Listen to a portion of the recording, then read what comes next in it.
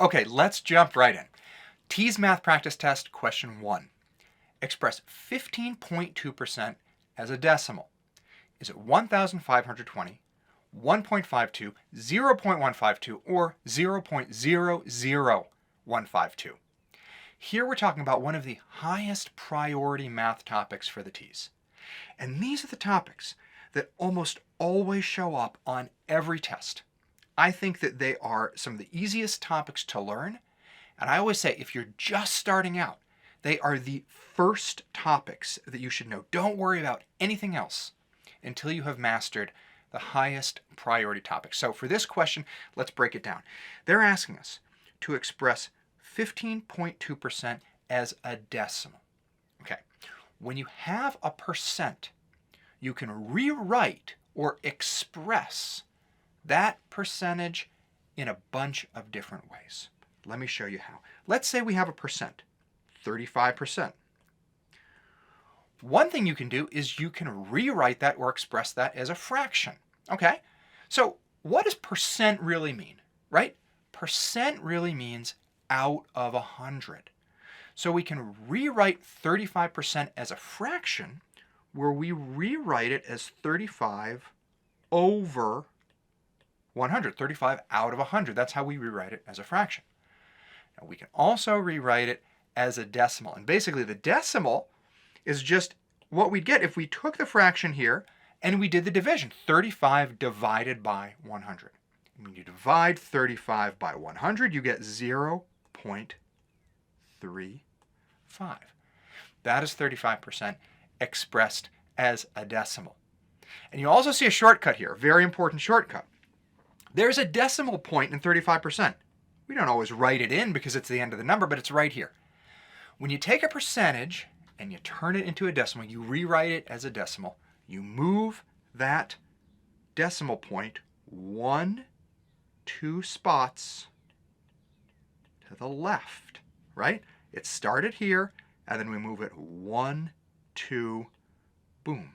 And that's the new spot, and we get 0.35. So, how are we going to do this with our question right here? We have 15.2%. They already give us the decimal. So, we have 15.2%. We're going to take that decimal place. What are we going to do? We're going to move it 2 spots to the left. 1 spot, 2 spot. Its new location is going to be right there. So we can write this as 0.152. And that is answer C.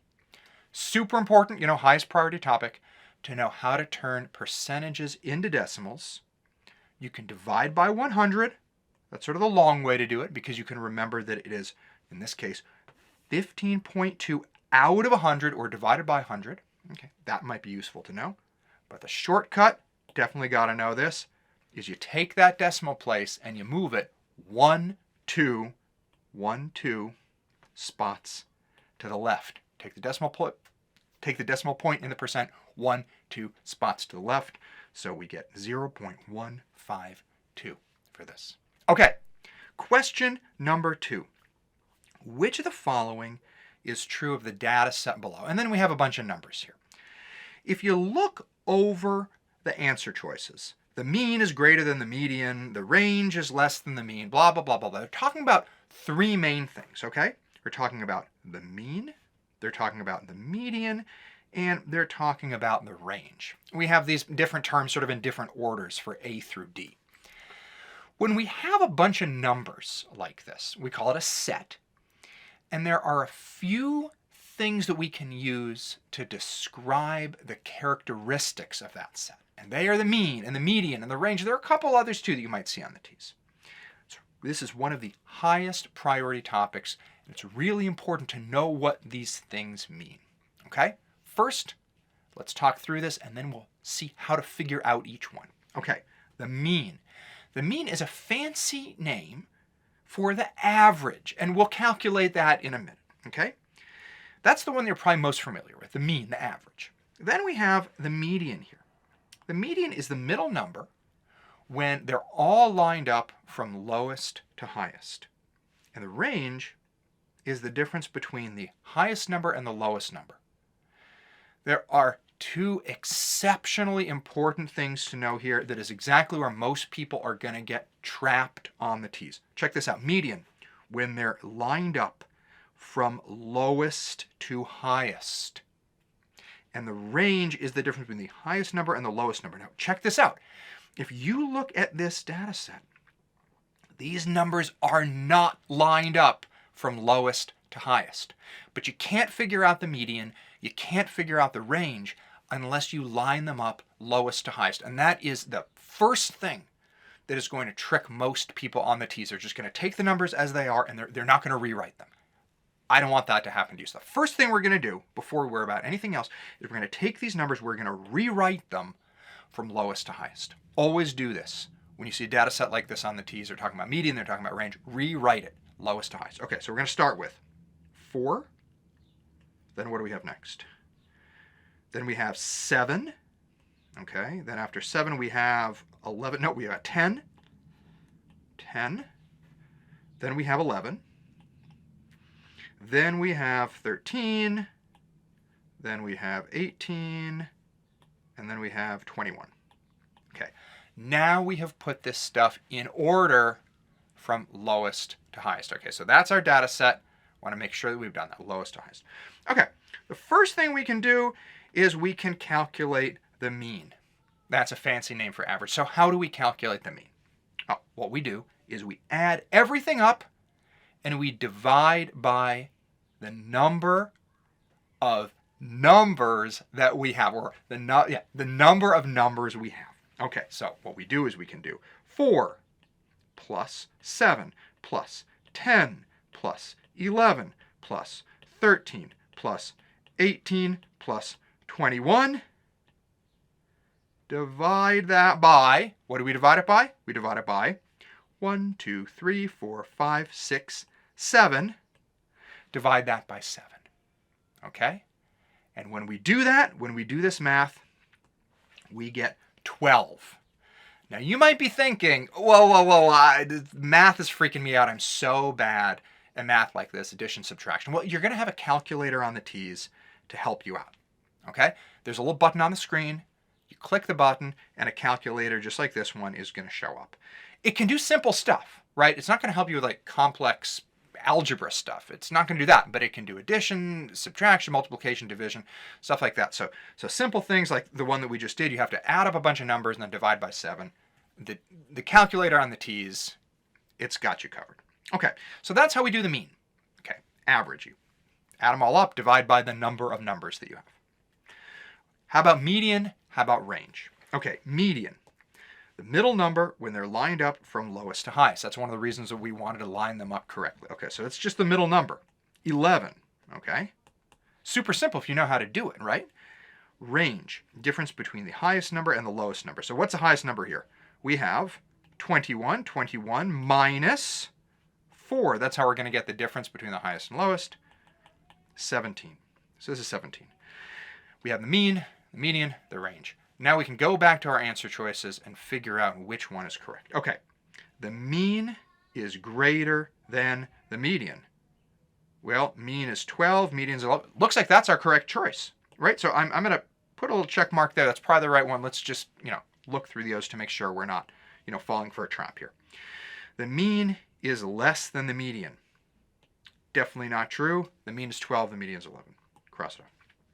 The range is less than the mean. No, the range is 17, the mean is 12. Cross it off. And D, the median is greater than the range. The median is 11. I got messed up. You have these numbers, it's easy to kind of forget what's what.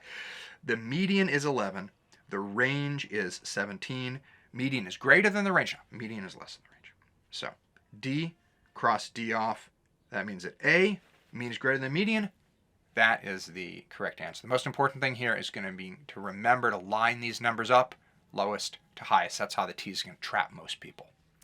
Number 3, a contractor is purchasing tile to place on the floor of a room. A diagram of the room's dimensions is shown below. What is the minimum amount of tile in square feet that will be required to cover the floor? This is like such a highest priority topic. So important. I can almost guarantee you're going to see a question very similar to this when you take the TEAS. So how are we going to do it? Well, first we got to figure out, what is a question really asking? Okay? What is it really asking us to do here? What math do we need to do, right? This question is asking us about the amount of space on the floor of the room. Okay? In other words, this highlighted area here, how big is it? Because it's saying, what is the amount of tile that will be required to cover the floor, right? We're covering the floor.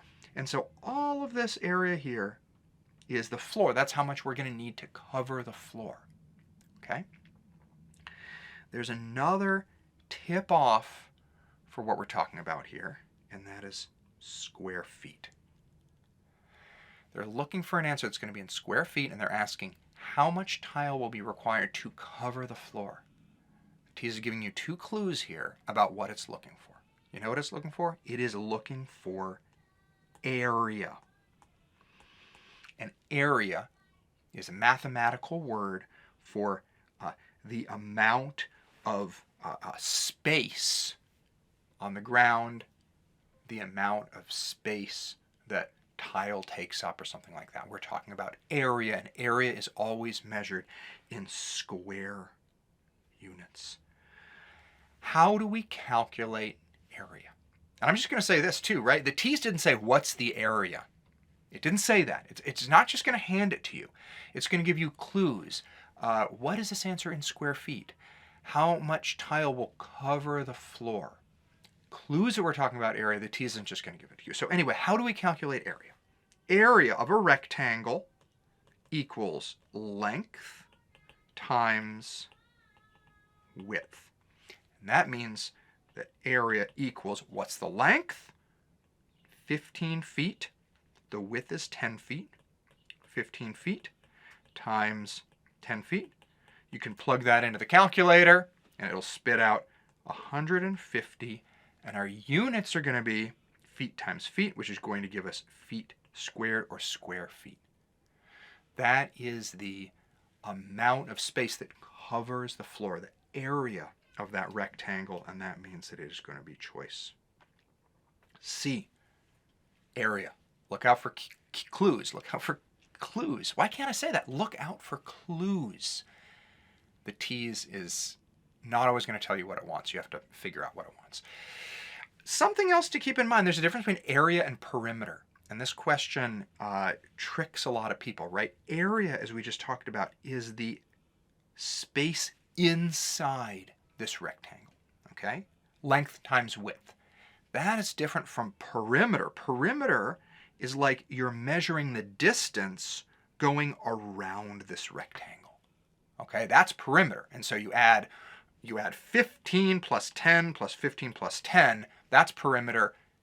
Area is 15 times 10 because that is length times width. It's a big thing that people often mess up, the difference between area and perimeter on the TEAS. Area is like the amount of tile to cover the floor. Perimeter might be the amount of fence that you need to go around a garden or something like that, because perimeter we're talking about going around. All right, important to remember, difference between area and perimeter, and keeping your eye out for clues about which one the TEAS is looking for.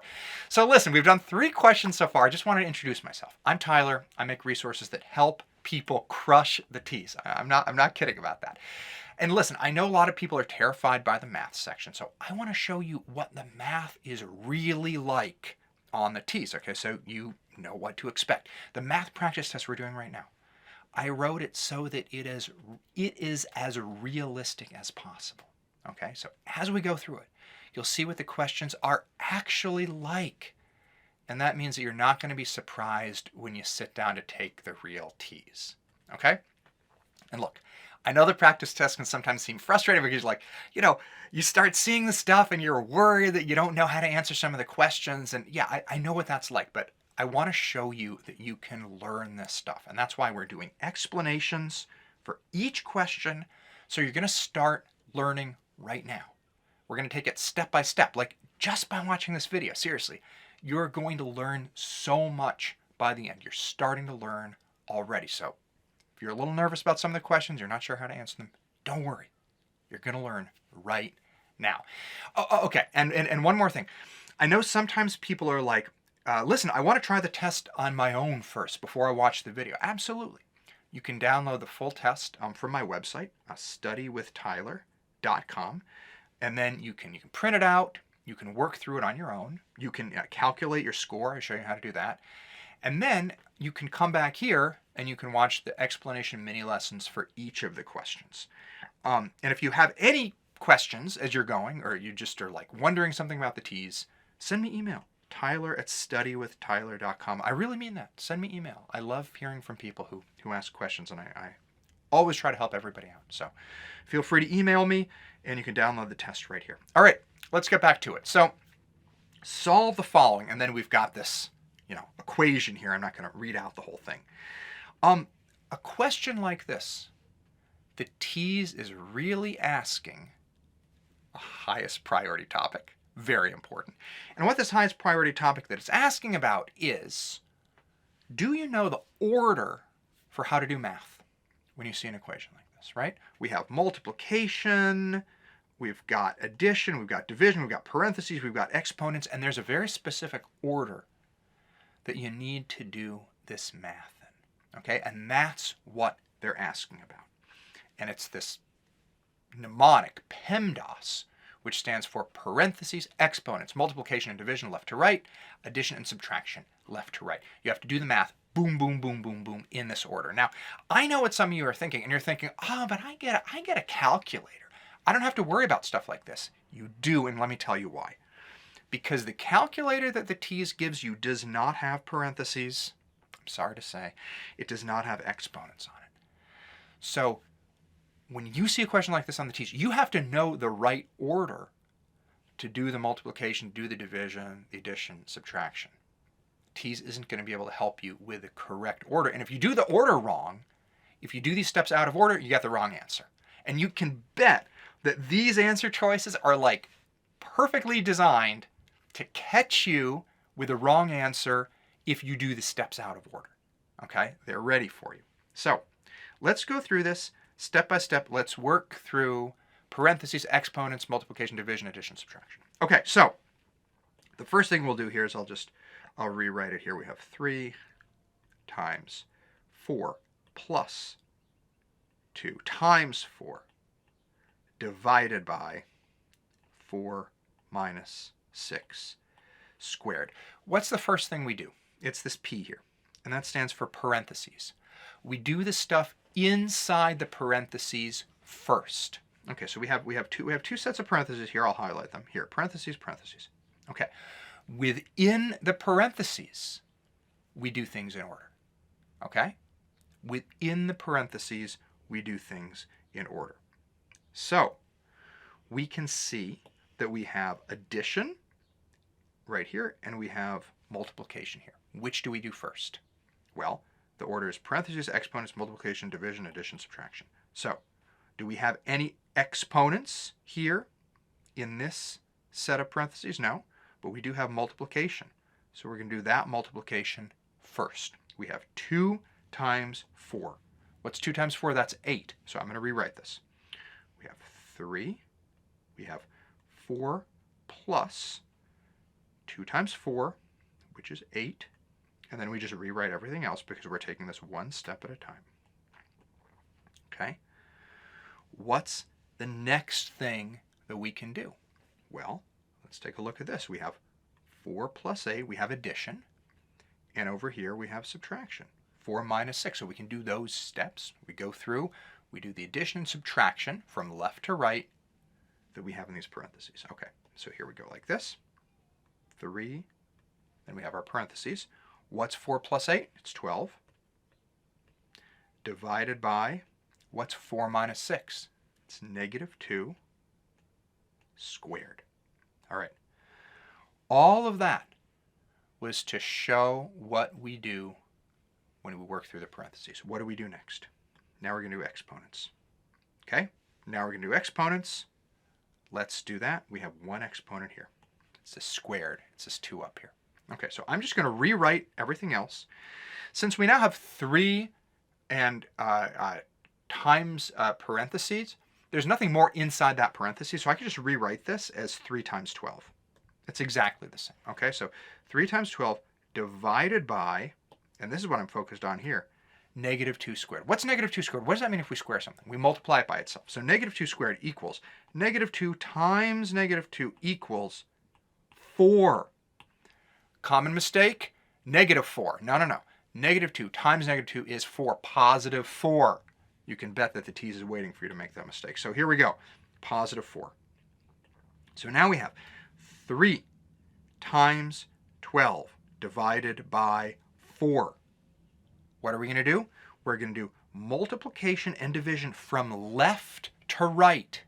That's very important, left to right. So we're going to do 3 times 12 divided by 4. We can break this up into 2 steps if you want.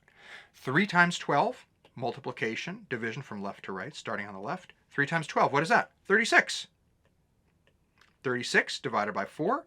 And then finally, we'll do the division. 36 divided by 4 equals 9. And that is our correct answer, B. Whew, that was a lot. A question like this takes a while. You've really got to make sure that you're working through it step by step in the correct order. Parentheses, exponents, multiplication, division, left to right, and addition and subtraction, left to right. Okay, highest priority topic, so important. Okay, 5. Here's a question that's a little bit different. I'll read it. Maddie is evaluating the price of 3 different cleaning companies. She has a small business with 4 offices and 2 trucks. She wants all of them cleaned during her visit. Which company will give her the lowest price? And then if you look here, we have company A, company B, company C. Each one of them has sort of different rules for how they determine price for a job. Okay? Questions like this, super highest priority. You will definitely see something like this on the TEAS, maybe multiple questions, where they give you pieces of information and you have to figure out, like the cheapest way to buy pizza, or the cheapest way to plan your vacation, that kind of thing. They give you lists of flights and lists of hotels. The math is never really very difficult with this stuff. But what you do have to do is you have to read carefully and make sure that you're paying attention and you're doing the correct math. So let's break this down and see how we tackle a question like this, okay? I like to be very organized and write carefully what I'm calculating as I do math like this. I'll show you what I'm doing here. So we've got Maddie has 4 offices and 2 trucks. Let's do company A. Okay, company A. Fee per visit, $100. Offices, $50 each. Trucks, $40 each. Okay? So they have a fee per visit. What does that mean? Well, it means that no matter how much they clean, you got to pay them $100. Okay? So we're going to start with it. Okay? $100. That is our fee. I'll write it right here. That's the fee. Then, what are we going to do about the offices? Okay, offices, $50 each. She has 4 offices. So what's the math there? It's going to be 4 times $50. That's the offices. Now, how about the 2 trucks? Trucks, what are trucks? Trucks are $40 each. She has 2 trucks.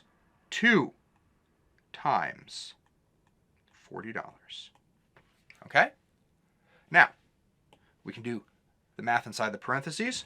What is 4 times 50? That's going to be $200 plus, what's this? 2 times 40 is going to be $80. And now we have 100 plus 200 plus 80. And we do that math. That is going to be $380. $380 for company A. All right. Let's do the same thing, working through it step by step, reading carefully with company B. Okay. Company B has a different kind of pricing plan, all right? Company B, offices, $80 each for the first 3, then $50 for each additional, that's for the offices, and then trucks, $50 each. Okay, so let's break it down. They don't have like a one-time fee, okay? So first 3 offices are $80 each. She has 4 offices, okay? But the first 3 let's do this. 3, I'll do black here. Black's a little better. Okay. So are going to be 3 times $80. This is the first 3 offices. Okay. Then we have one additional office, which is only $50. Okay, plus $50. That's the 4th office. And then finally, what's our deal with trucks? Trucks are just $50 each. So then we're going to do 2 times 50 for the truck. So 3 times 80, what's that going to be? $240 plus $50 plus, what's 2 times $50 plus $100. We work through that. That math is going to be $390. A little more expensive than Company A. So we'll write that down here, $390. And finally, Company C. Offices, flat fee for up to 5, $300, then $30 for each additional office. And then trucks, $60 for the first, $50 for each additional. Okay, so Company C, flat fee for up to 5 offices. So that's just going to be $300. We don't have to worry about anything. That's all the offices. Takes care of all the offices for us. Now, trucks. We have 2 trucks. Okay. Trucks, $60 for the first truck, but we have 2 trucks, so then we need one additional at $40, and that's going to be 300 plus 600 plus 40. I'm sorry, 300 plus 60 plus 40 is going to give us $400. That's Company C. So it looks like Company C is the most expensive, followed by Company B, followed by Company A, which means that Company A, here we have 380, 390, 400. Company A is going to be the cheapest. You see how we work through that? Right? It's like the math is nothing more than simple addition and simple multiplication.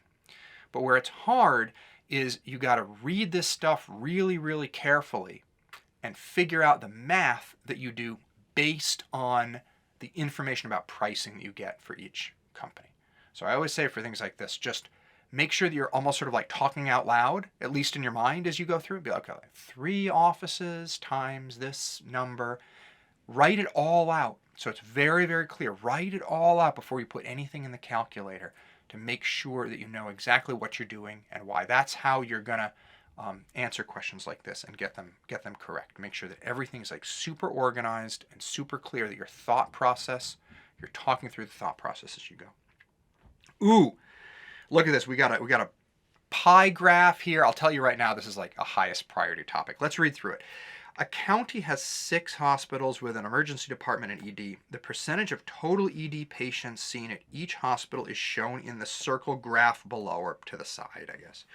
Which of the following statements is true? We'll read these one by one as we go through them. But this is such a high priority topic because the TEAS loves giving you pie graphs and then asking questions about them. I'm going to tell you right now, the math for these is never very hard.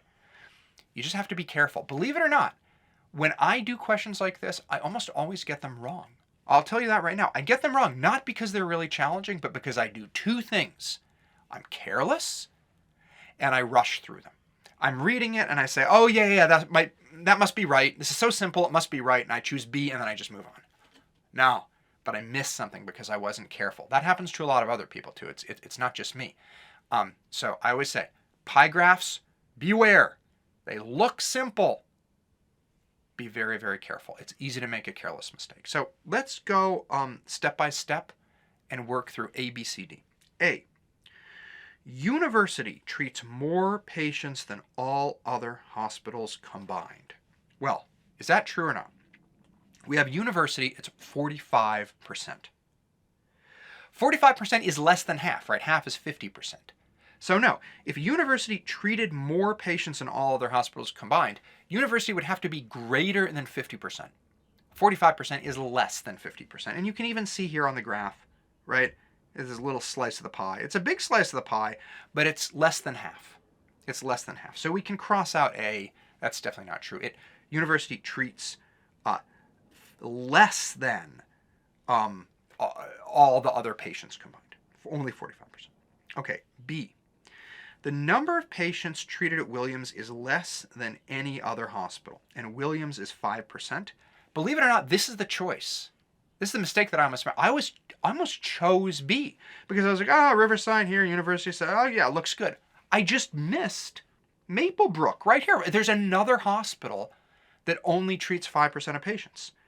You just got to be careful. This is what I'm talking about. Like, it's not hard. You just got to be careful. You got to read everything really carefully. Don't make a silly mistake like this. So, no, Williams treats 5%, but also Maplebrook treats 5%. So there's no way that, Williams is less than anyone else. C. Northside, Southdale, and Maplebrook combined treat as many patients as University. We got to do a little math for this. So what do we have? We have Northside, where is it? Northside, Southdale, and Maplebrook. Let's do the math. So what do we have? We have Northside, 20%, plus Southdale, 10%, plus Maplebrook, 5%. What does that equal? Do it all together, 35%. 35% is less than 45%, right? University is 45%. So no, that's not true. It's easy to see how somebody could like choose the wrong numbers there. You could also make a simple math error here, but obviously C is wrong as well, which means that D is probably going to be correct, but let's just check. Northside, which is over here, where's Northside? Northside, 20%, treats less than half as many patients as University. Okay? We're almost sure it's going to be correct, but so that's, what would half of University be? Half of University, it's 45, right? University is 45. So divided by 2, and that's going to give us 22.5%. Northside only treats 20%. So yes, Northside treats less than half as many patients as University, so we know that D here is our correct answer. You see what I mean? There's nothing hard with the math here, but there are a lot of opportunities for you to just like read the wrong hospital, lots of opportunities for you to not look at it carefully. Also, opportunity because the math is so simple, you might be like, oh yeah, that's 20%, or oh yeah, that's 35%, and that's a common way that you can make mistakes. So anyway, yeah, D is correct. Number 7. Which of the following is the dependent variable in the equation below? T equals 3m plus 4, and then we have t, m, 3, and 4. Now this is a high priority next steps question. This isn't highest priority. We'll talk in a minute about what that means, what this other type of question is. But let's work through it right now. So we're talking about the dependent variable. What's a dependent variable? Well, we can say, I have a little definition down here, that the dependent variable changes in response to the independent variable. Okay? So the dependent variable changes in response to the independent variable. These are two different things. You can say that the independent variable is something that changes and causes a change in the dependent variable. But what does that actually mean? Let's see how it works with math here. Let's say we want to know what t equals. Okay? We want to work through this equation. What does t equal? Right? Well, the equation says t equals 3m plus 4. So the point is, we can't figure out what t equals unless we know what m equals, okay? T depends on m. Let me show you what I mean. Here's our equation, okay? We want to know what t equals, right? So we have to decide first what m equals. If m equals 1, then we do t equals 3 times 1, which is m, plus 4, and that means t equals 7, okay? If m is 2, then our equation looks like this, t equals 3 times 2 plus 4, then t equals 10. If m equals 3, there's our equation, t equals 13. You see why I'm doing this? You see my point here? That t depends on m. We can't figure out what t equals unless first we know what m equals, right? So t depends on m. And as you can see, t changes. T equals 7. When m equals 1, t equals 7. When m equals 2, t equals 10. When m equals 3, t equals 13, right? The dependent variable, t depends on m, so t is the dependent variable, and it changes in response to m. As m changes, it makes t change. T is dependent on m. We can't figure out what t equals until we figure out what m equals t depends on m. All right, I've said it like a zillion different times. This is hard for people, but that's how you have to think through it. Usually for equations like this, the dependent variable is going to be the one, if you have an equation like this, the dependent one is going to be all the way over here. It's going to be the t equals, and then you have everything else. Y equals blah, blah, blah, blah. Z equals blah, blah, blah, blah, blah, right? That means that it depends on other things in that equation. So all of that is just to say that, where's my green here, that t is a dependent variable. It depends on m. What t equals depends on m. Okay, so the previous question, I said it was a high priority next steps question. Let me show you how I'm breaking this down here, right? As we go through the test, I want to give you an idea of what to study and how to study. As you can see already, right, the math section covers many, many topics. And when you're just starting to study, it can be like super overwhelming to know what to focus on. So I like to kind of break the topics down and group them into three categories, right? We have highest priority topics, we have high priority next steps topics, and then we have challenge topics. Pretty much every question on the TEAS math, we can group it into one of these three categories, okay? The highest priority topics, like obviously are like highest priority, right? They're the most important. They're the ones you should learn first. They almost always show up on the test, and they're pretty easy to master, right? So it's like you're starting out studying, start with the highest priority first. Make sure you know them before you move on to anything else, okay? Don't worry about anything else until you've mastered these. Now, after you learn the highest priority topics, you can move on to the high priority next steps. They're a little more challenging, but if you do this step by step, you work through this information step by step, you'll have a really good foundation to learn. Now, here's the thing. This is so important to know. For many people, they only need these two sets of topics to get a passing score. These two topics might be all you need. They are honestly all that most people need. Most people are like, I just need a passing score. I don't need something amazing. Pretty much everybody who just needs a passing score only needs highest priority topics and high priority next steps topics, okay? Now, if you're looking for a real high score, then it's a little bit different, right? You'll need the challenge topics. And you'll see as we look at challenge topics, we haven't done one yet, but you'll see them. Some of them are really hard. They show up less often. And remember, you only need them to get a really high score. And people get freaked out by the challenge topics. Even people who don't need a high score get freaked out by the challenge topics, and they get worried. But it's like, here's the thing. If you just need to pass, you can like safely ignore the challenge topics. Don't get all freaked out when you see something really, really hard. If you're just looking to pass, you can let it go, right? Don't get freaked out. Don't get worried by those. Focus instead on what you really need, which is the highest priority topics and the high priority next steps. So it's really important to keep that in mind. That's why I'm being so clear about what to focus on here, so you don't get worried about the wrong things. All right? The most important thing here is to not get overwhelmed. I don't want you to feel like this guy, just banging their head on that TEAS book. Start at the highest priority topics. Take it one step at a time. Move on to the next priority, high priority next steps. And then finally, if you need them, the challenge topics. Don't get worried about challenge topics if you don't need them. And that's how the step-by-step approach from easy to hard, that's how we're going to crush this test. Don't spend time worrying about stuff that you don't need. All right, let's get back to it. Number 8 here. Number 8, at the beginning of the year, a particular stock trades at $54. At the end of the year, its price has risen to $60. What is the percent increase over the year? Ooh, this is such a hot, highest priority topic. Percentages, how things change. Ooh, the TEAS loves this stuff. This equation is going to help us out. This is the equation that we're going to have to use. So percent change, we're talking about percent increase, percent decrease, that's percent change.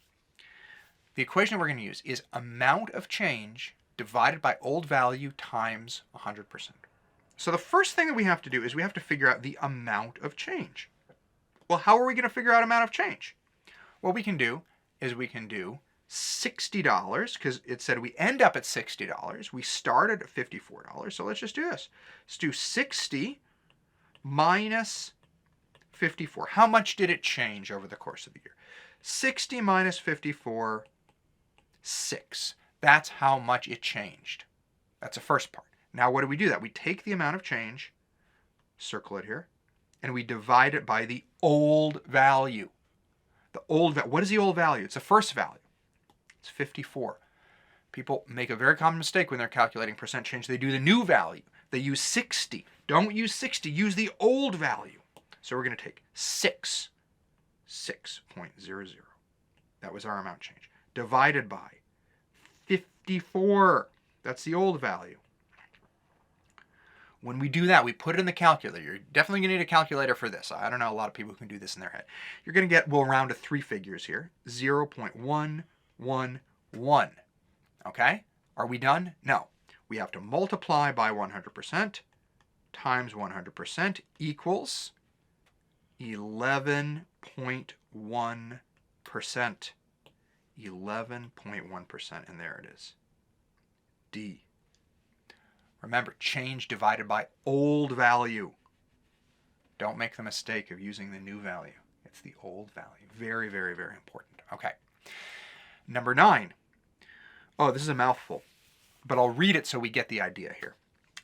In 1980, the population of North Ashmont was 82,750.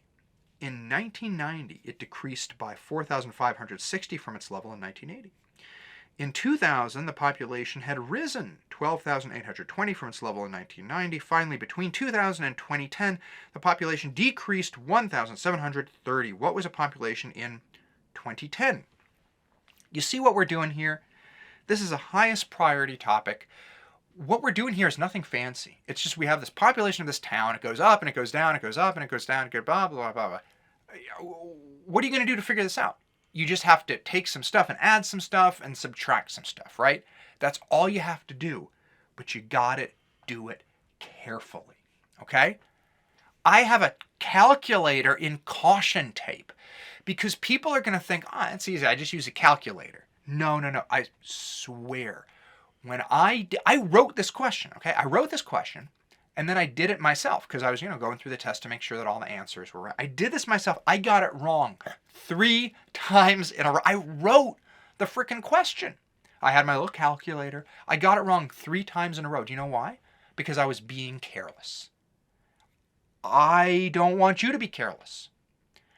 Here's what we're going to do to make sure that you're not going to be careless. We are going to write this out step by step before we put anything in the calculator. I'm going to be so sure of what we're doing, we're not going to make any mistakes. Okay, so we're going to start step by step. Write it out. Okay, the population of Ashmont, North Ashmont, sounds like a town close to where I grew up, like North Ashmont. 1980, the population was 82,750. Write that out. 82,750.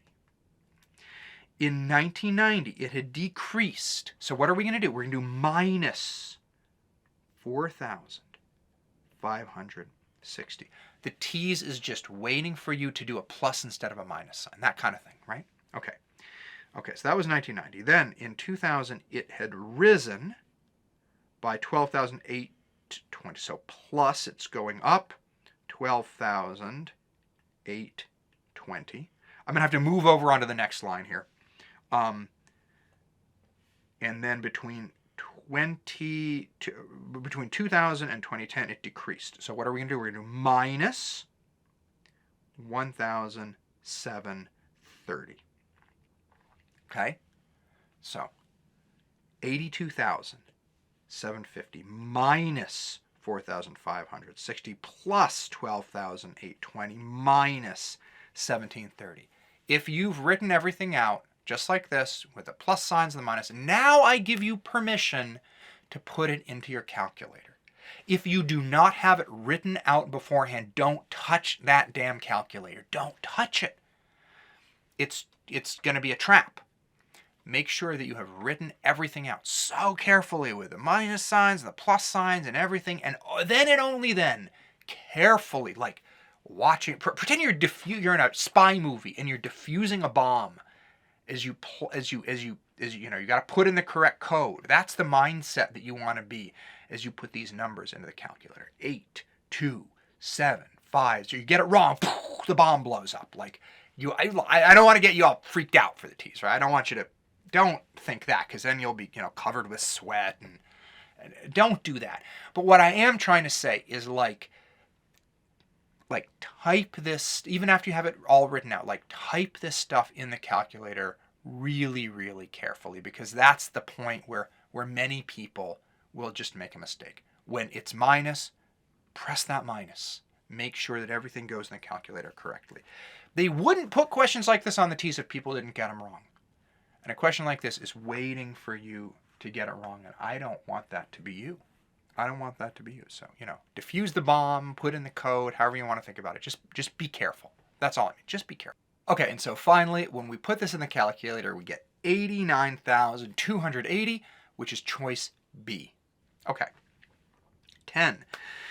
The approximate population of 5 countries is shown in the table. Which of the bar graphs correctly represents this data? We have 4 bar graphs, and then as you can see, we have here a table with 5 Latin American countries and a population in the millions for each. This is a challenge question. It is very hard, and let's talk about why it's hard. All right? It is hard for a very specific reason. It is hard because if we go back up here, right, we're missing something. We're missing numbers on the y-axis, on the vertical axis. They don't give us numbers. They just give us bars. So how are we going to solve this problem? What we're going to have to do is we're going to have to look at how the bars compare to each other, right? You've really got to use your noggin here. That's why it's so hard. So what we're going to do is let's go and look for some clues here. Okay, what are some clues? Let's first zoom in on Brazil and Mexico. Okay, Brazil has about 216 million people. Mexico has about 129 million people. I look at those two numbers and I think, well, Mexico is about half of Brazil. Okay, it's not perfect, but it's about half. So when I'm looking at the bars on the graph, okay, Brazil should be the highest because it has the most people, and Mexico should be about half of that. Okay, so let's look through here. We have A, this is Brazil, that's Mexico. That looks about half. Brazil, Mexico, that's about half. Brazil, Mexico. No, Mexico is way too high there, right? That would be, I don't know, that'd be like 200 million, right? Mexico should be about half of Brazil. Over D, here D, Brazil, Mexico. Okay, so that means that we can cross off C because Mexico is too high. Okay, now, what's the next thing that we want to do? Well, Mexico is 129, and then Argentina here is about 46. Now, think about this. 46 is about 50, and if we were rounding here, 129 for Mexico is about 150. And so that means that Argentina should be about a third of Mexico, okay? We might not be able to tell right now, but we can probably tell what's wrong, all right? Let's look here, okay? So here is Argentina, here's Mexico. Does that Argentina look about like a third? Yeah, it looks about, so A is probably okay for it. We're not going to eliminate it now. Okay, over here. Argentina is here, Mexico is here. No way. In this one, Argentina is way too big. No way that's a third of Mexico. That's like almost exactly the same size as Mexico. Cross that one off. We already got rid of C. Over here, yeah, Argentina, it looks about right. You know, is it a third? Is it exactly a third? I don't know. It's about right. So A and D are still in play. What's the next thing? Well, we have Venezuela at 30, and then we have Chile at 20.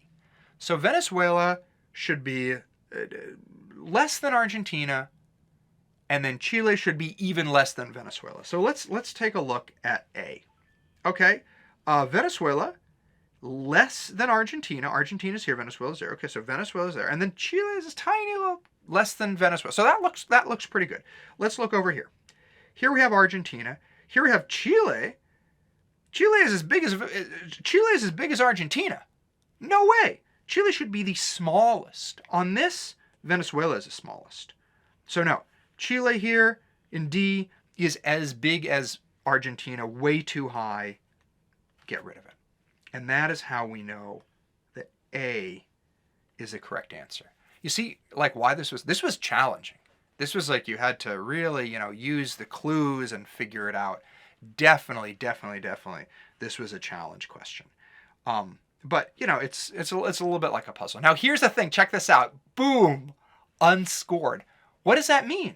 Well, we did all this work only to find out that it's unscored. I wanted this practice test to be as accurate as possible. So I wanted to give you a feel for how unscored questions work. This is something that happens on the TEAS, okay? So on every test, there are 4 math questions that don't count. Oh, I made a mistake here. This should say right or wrong. Right or wrong, they don't affect your score. It doesn't matter if you get them right, if you get them wrong. They don't affect your score. Okay, so sometimes you see really hard questions, people freak out, but then they turn out to be unscored. So like this one, really challenging. At the end of the day, it doesn't even matter. Because get it right or get it wrong, it doesn't affect your score. That's just to say, sometimes on the TEAS, you're going to see a really hard question, you're going to sweat over it, you're going to get freaked out about it. It might not even matter. Okay? So I always say, just, do your best.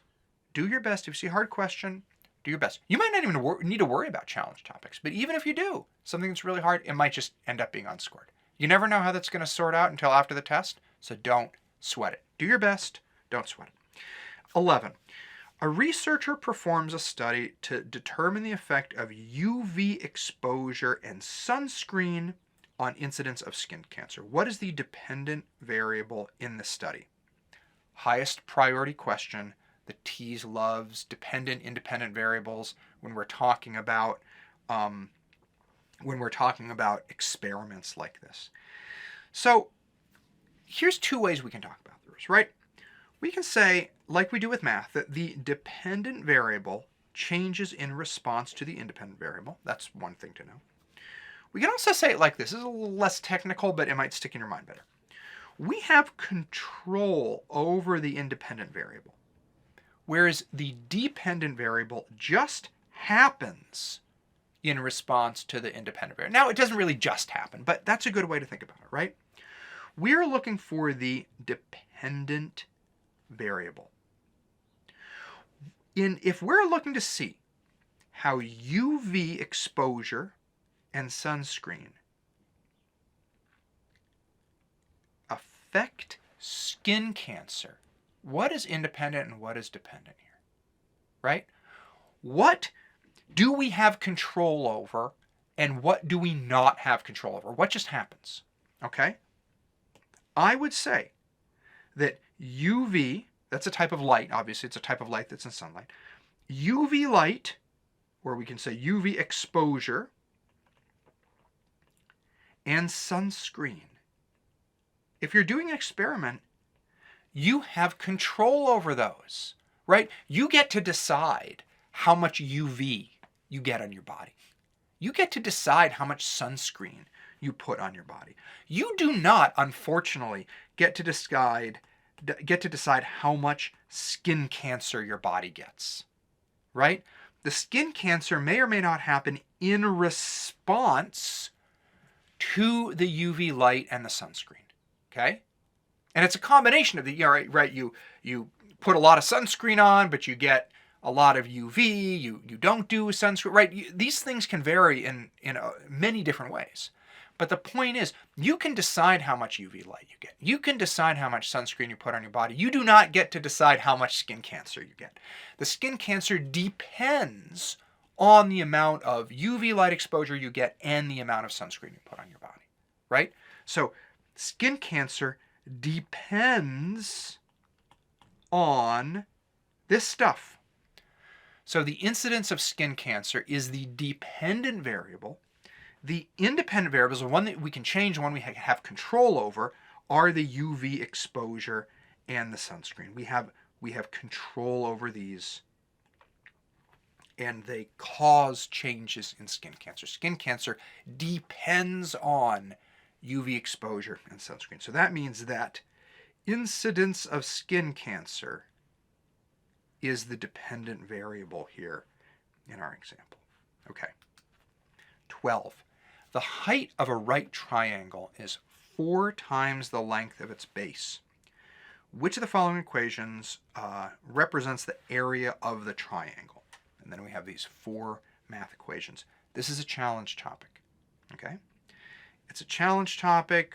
We have this algebra stuff here. We've got m times 4m, that kind of thing. So you might not even need to worry about a question like this. But here's how we're going to do it. Okay?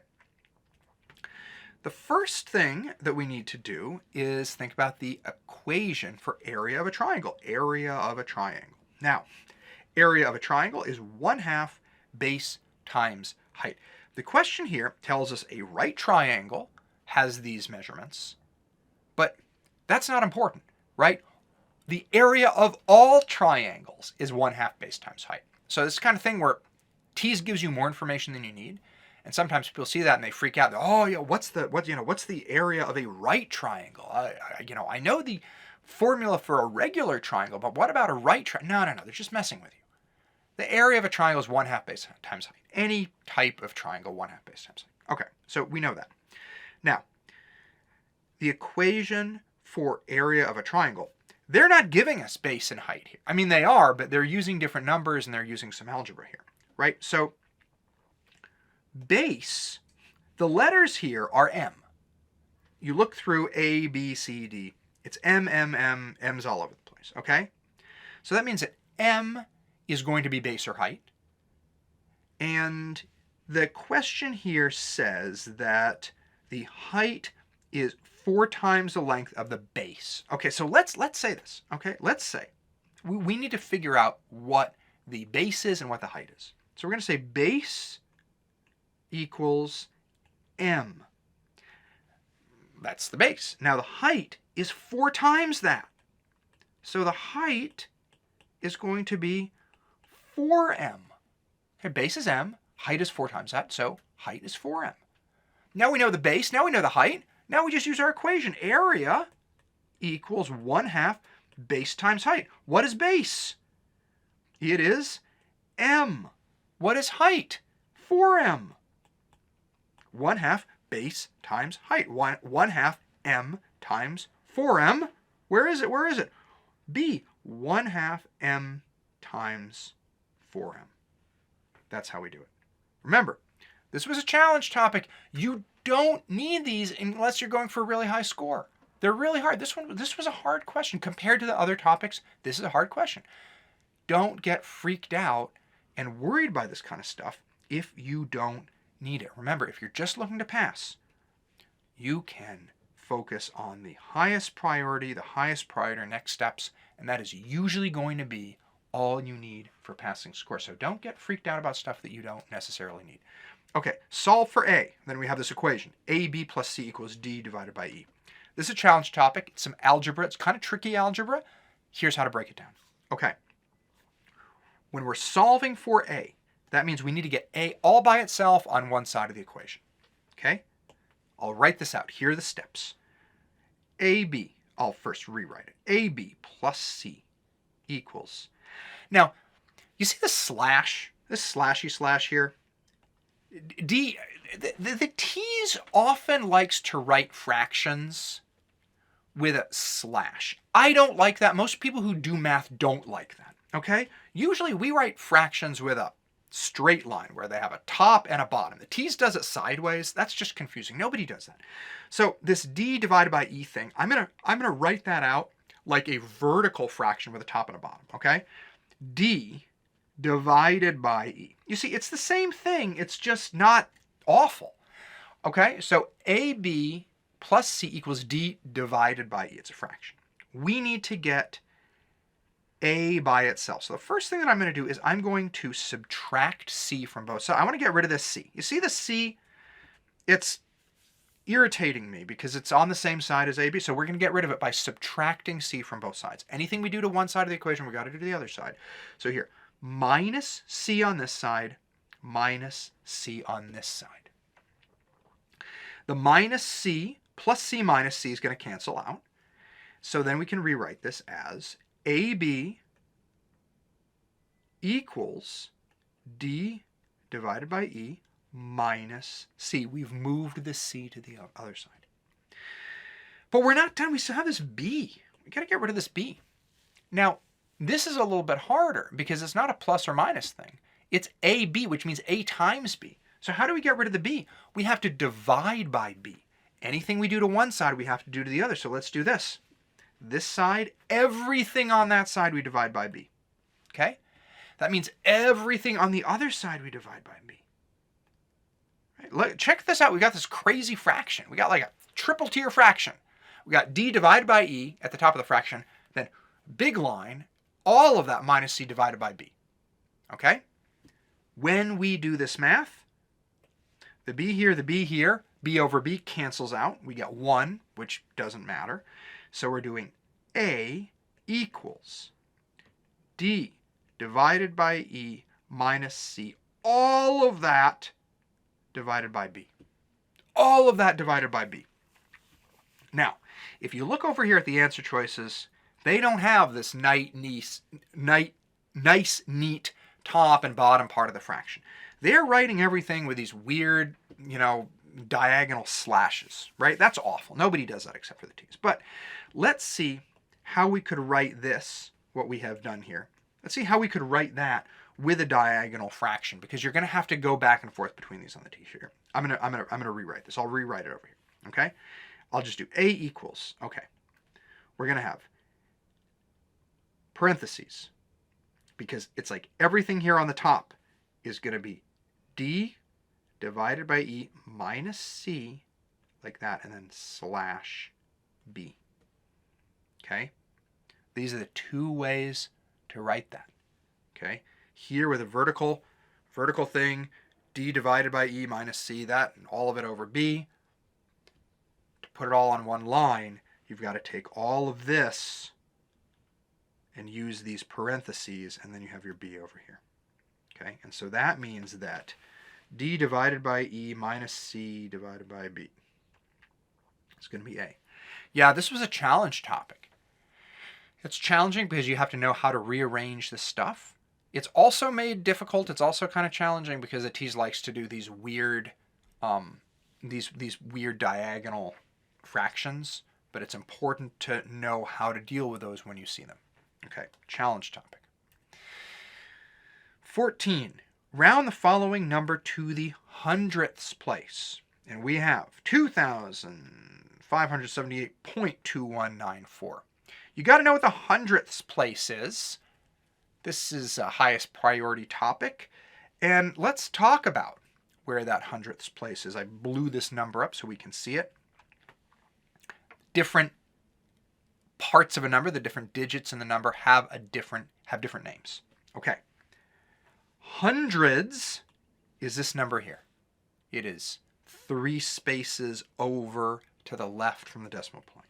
Hundredths is over here. It is 2 spots to the right. People make this mistake all the time. We're talking not about the hundreds space, we're talking about the hundredths place. So hundredths, we're talking about the number after the decimal. Okay? We're talking about the number after the decimal, and we're being asked to round. So let's figure out what we're going to do. We want to round it to this spot, the hundredths place. How do we decide what to do when we round? Well, we zero in on the place where we need to round, and then we look to the side of it. We look to the right of it. It's a 9. So what does it mean if it's a 9 there? It means that our target number, is going to go up by 1. We had a 1 there, but then we look over, it's a 9, the 1 becomes a 2. So we're going to rewrite this number as 2,578.2. What do we do with the 1? 2. There it is right here. There it is right here. And look at this. They have a nicely rounded two nicely rounded versions. One is right and one is wrong, but two nicely rounded versions to the hundredths spot, because I know many people are going to see hundredths and think, oh yeah, hundreds. I know how to do that. So yeah, know the name of your place values. 15. Which of the following graphs represents a car traveling at a steady speed of 20 miles per hour? This is a challenge topic. This might be the hardest topic on the whole test. This is about reading graphs, okay? What we're going to have to do is read these graphs and figure out which of them is showing a steady speed of 80 miles per hour. Let's take this step by step so you can see how we can do this. When you run into a similar question, even if that question is easier, you're still going to have to use the same basic principle. So we see a graph like this. It has two parts. That's where you've always got to start. You've got to start with the x-axis and the y-axis. What is this showing? Okay, what is it showing? What is it? What is changing? Okay? On the x-axis, we have time. On the y-axis, we have distance. Okay, so let's look at this here. We have to read it step by step. Okay. Now, 0.5. Well, let's start with 0 here. At 0, we have gone 20 miles. Okay? Now, at 0.5, half an hour, 30 minutes, we have gone still 20 miles. After 1 hour, we have gone still 20 miles. 1.5, 2 hours, still 20 miles. We are not moving. This is a graph that shows a car that is not moving. It starts at 20 miles away. Half an hour later, it's still 20 miles away. An hour later, it's still 20 miles away. The amount of distance is not increasing. It's not moving any further away. It is just 20, 20, 20, 20, 20, 20, 20. It's not moving. So this is not correct. This car is sitting still. You see what I mean? Where it's like you got to read the y-axis and the x-axis and the y-axis. That's what we got to do here. Okay. Let's take a look at this. Okay. So same thing on the axis. So we're starting here at 0 time. When we're starting out, we are 0 miles away. Okay? Now let's look at this. After 1 hour, okay, we go up here. 1 hour, then we go across here. After 1 hour, we are 20 miles away. In 1 hour, we have gone 20 miles. That sounds a lot like 20 miles per hour. Okay, let's look here. We go from 1 hour. I'm skipping some of the stuff in the middle because it's not important. We go from 1 hour to 2 hours. On the x-axis. Here on the y-axis. 40 miles. Another hour goes by. We go another 20 miles. This is like 20 miles per hour. You go 1 hour, you go 20 miles. You go another hour, you go another 20 miles. This is a steady speed of 20 miles per hour. I'm feeling really good about B. Let's look at C and D. What does this show? Well, we start out at 0 miles away at the beginning, okay? Now, after half an hour, we go 20 miles. So in half an hour, we go 20 miles. Half hour, we go 20 miles. So that means that in 1 hour, we're actually going 40 miles, okay? But then after that first half an hour, we just don't move. We stay 20 miles away, 20 miles, 20 miles, 20 miles. Nothing changes, right? So this is not a steady speed of 20 miles an hour. And finally, look at this. What's going on here? Okay, well, here, we're starting out at 0. Okay, that's good. After 1 hour, how far do we go? 10 miles. That doesn't sound like 20 miles per hour. After 2 hours, then we have finally made it to 20 miles away, but that's half the speed, right? This is showing us a steady speed of 10 miles per hour. So that means that here, B is our correct answer, because at 1 hour, we go 20 miles. 2 hours, we go another 20 miles, a steady speed of 20 miles per hour. See graphs like this, you got to break them down. What's on the x-axis? What's on the y-axis? Look, I know this. I know this was a challenge topic. This was hard. It's totally okay if it feels like this was over your head, but it's still important to know how to break stuff down and how to try to think through graphs like this. Okay. 2 legs of a right triangle are lengths of 4 feet and 7 feet. What is the approximate length of the hypotenuse? 3.6, 8.1, 65, and 13. Okay. This is a high priority next step, so it's a little bit higher, a little bit harder than the highest priority questions. Still very important. Here's how we're going to break it down, okay? We are talking about a right triangle. Here I've got a little diagram of a right triangle here. And if it's a right triangle, that means that one of the angles, this one right here, is 90 degrees. Okay. Now, when we have a right triangle, there are some special terms that we can use. This diagonal leg right here, we call that the hypotenuse. That's the hypotenuse. The hypotenuse is the diagonal leg. So what they're asking for is they're asking for the length of the hypotenuse. They give us the length of the other 2 legs, but not of the hypotenuse. Okay?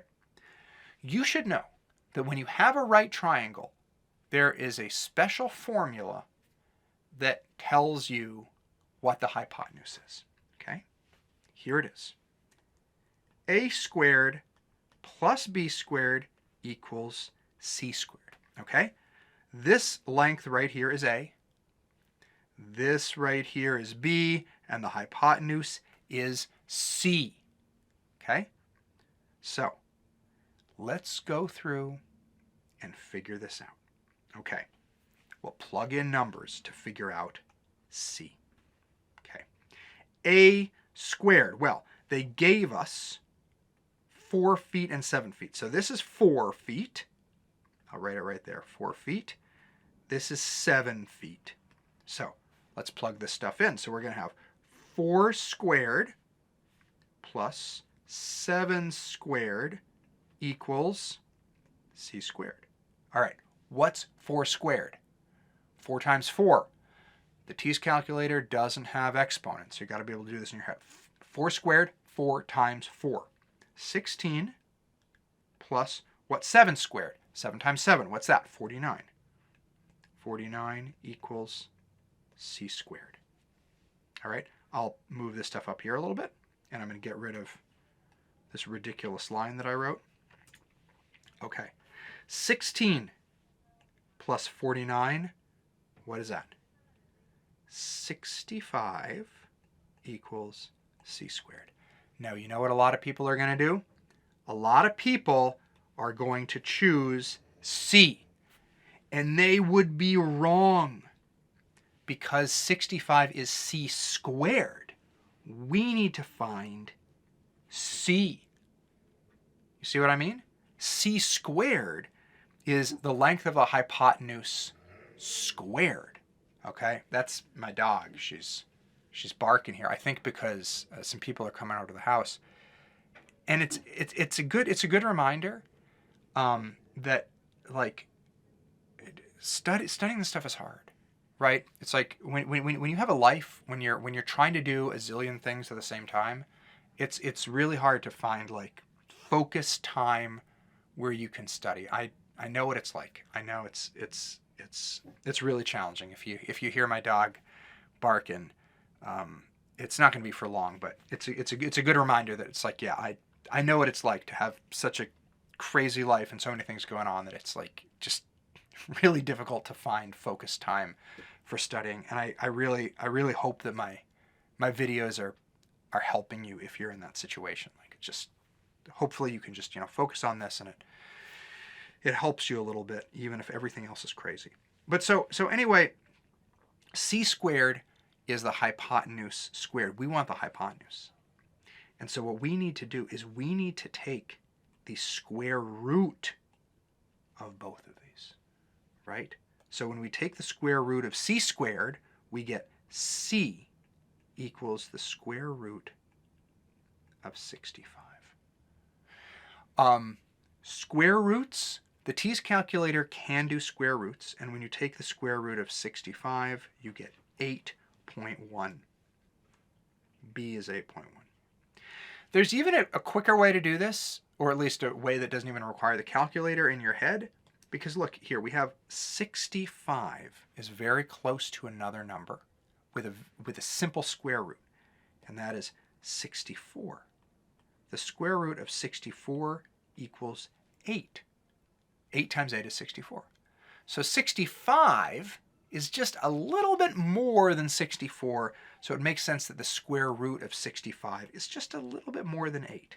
So 8.1. And 8.1 here is the only one that's even close to 8. So 65 is a little bit more than 64. Square root of 64 is 8. Okay, good thing to keep in mind. Now we've sweat through this, and it's an unscored question. Right or wrong, it doesn't affect your score. Just goes to show, you work hard on something and then it turns out that it's unscored. Don't sweat it. Biker A travels 5/6 of a mile in 30 minutes. Biker B travels 3/4 of a mile in 20 minutes. Choose the correct statement. And then we have which is faster, Biker A or Biker B? And we have to figure out the speed. This is a challenge question. It is very, very hard. Here's how we're going to break it down. Let's start with Biker A. Okay, there are a couple different steps to this. Okay, so Biker A travels 5/6 of a mile in 30 minutes. But if we look at the answer choices here, they're all miles per hour, miles per hour, miles per hour. So we have to take this speed in 30 minutes and we have to turn that into speed for the hour. Okay, so we'll start with Biker A here. Okay, Biker A is 5/6 of a mile in 30 minutes. How fast is that in an hour? Well, 30 minutes is half an hour. Okay, so what we have to do is we have to take this and multiply it by 2. So then we get 60 minutes. Okay, and that's going to give us the speed in 60 minutes, or in 1 hour, right? We do 30 minutes times 2 is 60 minutes. So then what we have to do is take this fraction, 5/6, multiply it by 2, or 2 over 1. Okay? And that is going to give us, when we do this fraction multiplication, we do 5 times 2, 10 divided by 6. Okay. Now that's a fraction that we can reduce. So let's do this. We can divide both the top and the bottom by 2. So we do divided by 2, and that gives us 5 over 3. Now that is an improper fraction. It's a fraction that is bigger than 1. So we got to take this thing 5 over 3 and we got to break it up into 2 pieces. We have to say that equals 3 over 3, which equals 1, plus 2 over 3 equals 1, because this equals 1 and 2/3. 1 and 2/3. So that is Biker A's speed. 1 and 2/3 miles per hour. We'll write that down right here. Okay, 1 and 2/3 miles per hour. Now we have to do the same thing for Biker B. Okay, Biker B travels 3/4 of a mile in 20 minutes. What are we going to have to do to that to get it to an hour? Well, 20 minutes. How many chunks of 20 minutes do we have in 1 hour?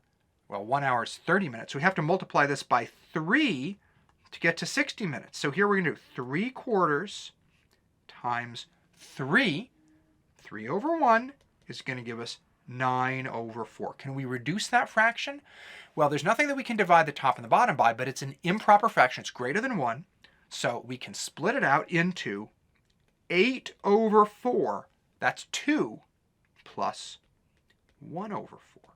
So this part right here, 8 over 4, is 2 and 1/4. 2 plus 1/4. Okay? And that gives us the speed of Biker B. So which is faster? Well, Biker B is faster with a speed of 2 1/4 miles per hour. The answer is D. That's a hard question. That is a really hard question because all the different things you have to do. But yeah, you will probably see a question like that on the teas about it. If you're not going for a really high score, you can also probably safely ignore some of the stuff. A city's transit system has 158 subway trains, each of which have 12 cars. Each car has 45 seats. Estimate the number of subway seats in the transit system by rounding each of the figures to the nearest tens place. Highest priority question. The TEAS loves estimation like this. So let's take each of these numbers and round them to the nearest tens place. Okay, we have 158 subway trains. 158. How do we round them? Well, here's the tens place. We look next door to the right. Is the number 5 or greater? If it's 5 or greater, the 5 goes up. So 158 turns into 160. Then we have 12 cars. Here is the tens place. Look over there. It is 2. That's less than 5. So the 1 stays the same. That turns to 10. And then we have 45. We have a 4 in the tens place. Look over here to the 5. The 4 goes up if this number is 5 or greater. So this 45 turns into 50. And now we just multiply these all together because we have an estimation of 160 subway trains times 10 cars each times 50 seats in each car. And when we do that math, remember, plug this stuff into the calculator very, very, very carefully. We're going to get 80,000 total seats, which is C. Make sure you write this out very, very carefully before you plug it into the calculator. It's another way you're going to get trapped. 4 cousins all have different ages. Tommy is 4 times Veronica's age. Mark is half of Tommy's age. Veronica is 5 times Jack's age. How many times older is Mark than Jack? Ooh, okay. This is a challenge topic. It's a challenge topic for good reason. We have to solve this. One way is by using algebra. There's another math way, a non-algebra math way that I'll show you in a minute, but both of them are challenging. Okay, so here's how we do it. Let's set up 4 different variables for the cousins. All right, we have T for Tommy, M for Mark, V for Veronica, and J for Jack. Okay, now we're going to write some equations that show how these variables relate to each other. Okay, first off, Tommy is 4 times Veronica's age. Okay, so T, Tommy's age, equals 4 times V, 4 times Veronica's age. Okay, Mark is half of Tommy's age. Okay, Mark is half of Tommy's age. So Mark equals half times Tommy. Veronica is 5 times Jack's age. So Veronica equals 5J. Now, the problem that we have here is that our question is asking us how Mark relates to Jack. And we don't have an equation that we've written that shows M equals J, right? We have T and V, M and T, V and J. These are the different variables that are getting compared, but we don't have an equation that gives us both M and J in the same equation. So what we're going to have to do is we're going to have to take some of these equations, we're going to have to mix and match them and combine them until we get an equation that gives us both M and J in the same equation. You see, this was why it's a challenge topic, right? You can see why it's a challenge topic now. Okay, so let's take it step by step. The first thing that we can do is we can take a look at this equation. Let's get rid of these things. We can take a look at this equation up here. T equals 4V. We know what V equals. V equals 5J, so we can take 5J and put 5J in the spot of V. And so then we have T equals 4 times 5J. That gives T equals 20J. But we're still not there. Now we need to get Mark into the equation. Okay, look at this. Now we have an equation that is going to let us go between Mark and Jack. Check this out here, right? T and M in this equation, right? We can get a value for M that we plug in for T. Let's take this equation and let's multiply everything by 2. Then we get 2M equals T. And now we can take this and put it in for T over here. So now we get, instead of T, we're going to put 2M equals 20J. We can divide both sides by 2, simplify it out, and then we have M equals 10J. Mark equals 10 times Jack's age. B, right there. Okay. So, that is an algebra way to do it. That's very challenging. Here's a somewhat easier way, but it's still difficult, but it's easier. If you have a question like this, you can use it. You can use this approach sometimes. Okay. Let's just say, so Tommy is 4 times Veronica's age. Let's just choose a random age for Veronica. Okay, let's just say Veronica is 5. Okay, Veronica equals 5. Just choose a random number. And then we'll figure out all the other numbers based on that and see what we end up with. Okay, so Tommy is 4 times Veronica's age. Okay, so how do we get Tommy? Tommy is Veronica times 4. So that Tommy equals 20. Okay? Tommy's 4 times Veronica's age. So if we just randomly make Veronica 5, Tommy 4 times that is 20. Okay. Mark is half of Tommy's age. So take Tommy's age and divide by 2 to get half of that. Mark equals 10. Okay. Veronica is 5 times Jack's age. So what's Jack's age? Jack is divide this by 5. Jack is 1. And then we have Jack is 1. Mark is 10. Same thing. Mark is 10 times older than Jack. All right? The number that I picked 5 there, it happened to work. Sometimes you'll pick a number and you'll end up getting like decimals and stuff like that. But you can still answer a question like this by just choosing a random number and working. This should be 5 times this. This should be half of that. Just pick a random number and work through it. Okay?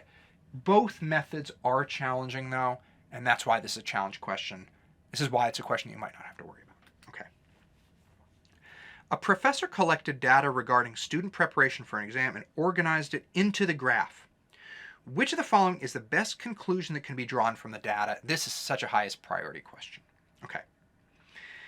If we take a look at these answers, A and B are about positive correlation and negative correlation.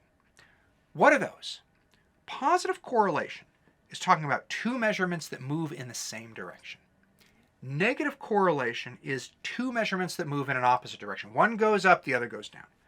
Let's take a look at this graph here. We have time studied, hours right there, and we have test score right there. What do we see on this graph? What we're seeing is that generally, as students spend more time studying, their scores go up. Look at that, right? Each one of these dots represents a student's score. We have the amount of time they studied, and we have their test score, okay? And what this is showing is that generally, as time studied increases, test score also increases. These 2 things are going up together, okay? Which means that there is a positive correlation between time studied and test score. So I really like A, but let's just look through this a little bit more, okay? We have B. There's a negative correlation between study time and test score. No. It would be negative if the more you study, the lower your score went. That'd be like that's like the TEAS sometimes. Like, I'm kidding, but it's such a bad, TEAS is such a bad test. That would be a really bad test if the more you studied, the lower your score A student's score can be accurately predicted from their study time. C. It's a little bit challenging because these measurements tend to move in the same directions. One goes up, the other goes up. But just because someone studied for 8 hours or 10 hours or 6 hours, we can't say exactly what their score will be. We can say that their score is probably, if they studied for 8 hours, their score is probably higher than it would be at 6 hours. But we can't say exactly if you study for 8 hours, your score will be a 75. We can't say that, right? Because people who studied for 8 hours, there's a wide range. All of these dots represent the score. Some of them are higher than others. Okay? So we can't exactly predict. And then D, a student must study for a significant amount of time to achieve a good score. Okay? You might say, yeah, that sounds pretty good, but it's not precise enough, right? Because what is a good test score, right? This character over here, looks like they got a 70. They only studied for 3 hours. You might say, oh, that's good. That's a good score. This person over here, they got almost a 90, but they had to 90. They almost got a 100. They got like a 98. They had to study for like 10 hours, right? So a good test score. What the heck is a good test score? I mean, it's subjective.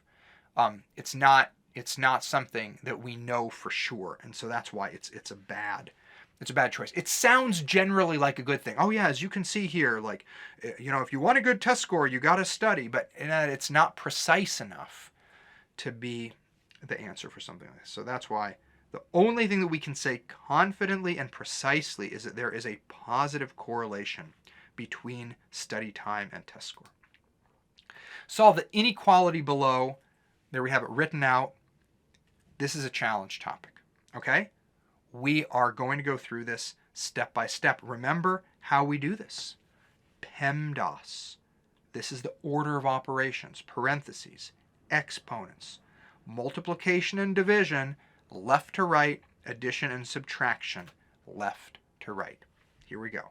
I will say right now, the fact that there is a greater than, less than sign here makes it more challenging, okay? But we'll take it step by step. First, I'll rewrite it. -5 times 2x minus 3 is less than 3 times -7 plus 2. So, what's the first thing we're going to do? We're going to do things within the parentheses, P, okay? There is nothing that I can do in these parentheses. 2x minus 3, those are different things. I can't subtract 3 from 2x. It just has to stay there. But these parentheses, yeah, that's just math. I can do that. So let me rewrite this. I'll do -5 times 2x minus 3 is less than 3 times. What is -7 plus 2? -7 plus 2 is -5. Okay? So now I can do the next step. I can do multiplication. I can multiply into the parentheses, right? So then I'm going to have this times this and this times this. So I'm going to have -5 times 2x is going to give me -10x. And then I'm going to have -5 times -3, which is plus 15, is less than, what's 3 times -5? -15. I want to get x by itself. So then I'm going to go here. I'm going to subtract 15 from this side. I'm going to subtract 15 from this side, which is going to give me -10x is less than, what's -15 minus 15? -30. And then what I can do is I can divide both sides by 10. And that'll move over here, And that is going to give me -x is less than -3. Now here's the trick. If you've made it this far, you might think, oh, I'm in great shape. No, but look, all of these choices here, positive x. There's no negative x here. Now you might just think, oh, I'll make this positive. I'll just say x is less than 3. No. When you're doing an inequality like this, when you have this less than sign, if you switch the signs of the equation, essentially if you multiply both sides by -1, you have to flip the sign of the inequality. Here's what I mean by that. I can do x is greater than 3. You see? I got rid of this negative sign. I got rid of this negative sign because it's like I multiplied both sides by -1. So I flip the signs, but then I also have to flip the inequality. Oh, that's why this is so challenging. This is a real challenge topic. You know, you see how much harder the challenge topics are than the high priorities? That's why I'm always like, look, these are good. I'm happy to talk through them, but don't focus on this stuff unless you really need it. Okay. 22. A wedding dress is sold at a 25% discount. The current price is $600. What was the original price? High priority next steps question. Here is how we are going to solve it. Okay? We're going to go figure out what this original price was. I like to use a proportion method. Okay. The first thing we want to do is remind ourselves, what does a 25% discount really mean? Well, it means that we started at a 100% price. That was full price. Then a 25% discount gets us to a price that is 75% of our original price. Okay? Now I'm going to set up some proportions. Here we go. Okay? I'm going to do it like this. $600 is 75%. To write that, I'm going to turn 75% into a decimal. How do we turn it into a decimal? There's a decimal point right there that we don't usually write, but we move that over 2 spots. Okay? To 0.75. So, $600 over 0.75 equals X. That is our original price over 1.00. What's 1.00? This is 100% expressed as a decimal, right? So $600 over 75% equals our original price over 100%. Now we cross multiply like this. And what we end up with is 0.75x equals 600. Now I can divide both sides by 0.75. And when I do that, I get x equals 800. That was our original price. We do that with the proportions. There's another way we can do this, and some people prefer this method. Let me show you that here. We go out right from the start. We say x is going to be our original price. Okay? And then we say x, which is the original price, minus 0.25, right? Which is the same way we can write 25% as a decimal. X minus 0.25x equals 600. That equals our discount price. And now we can just solve for x, right? So x minus 0.25x is going to give us 0.75x equals 600. Now you can see the math is the same as what we did earlier. We divide both sides by 0.75, and that's going to give us x equals 800. So you can use this sort of more algebra approach, or you can use this proportion approach. Either way, you should be familiar with how to calculate this stuff where you want to find out what the original price is, or, using usually using percentages expressed as decimals. Aircraft A goes 70 miles per hour faster than twice the speed of aircraft B. Which of the following equations correctly shows this relationship? This is a high priority next steps question, because when we start getting into algebra, writing algebra equations, we start getting into those next steps for high priority. So let's talk through this. Okay, so we have aircraft A and we have aircraft B. And then if we look through the answer choices, we can say A equals, so that must be the speed of aircraft A. And then we have B, B, B, B. That must be the speed of aircraft B. Okay, so they kind of made it easy for us, okay?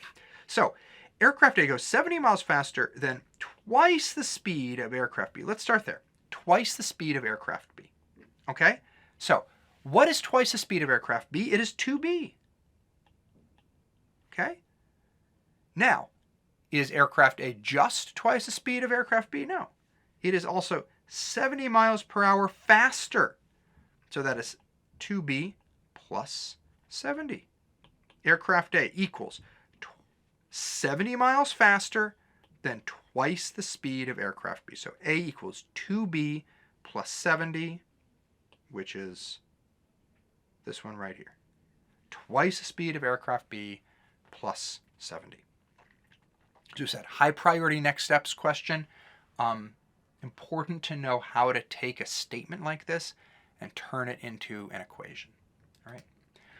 Which of the following units would be appropriate for measuring the length of a pencil? Centimeters, feet, inches, meters, micrometers. Highest priority question. Super important to know like the sizes of these units. I made this little chart for you here, right? Okay, so centimeter. A centimeter is about the width of a pinky fingertip. Okay, that's about how big a centimeter is.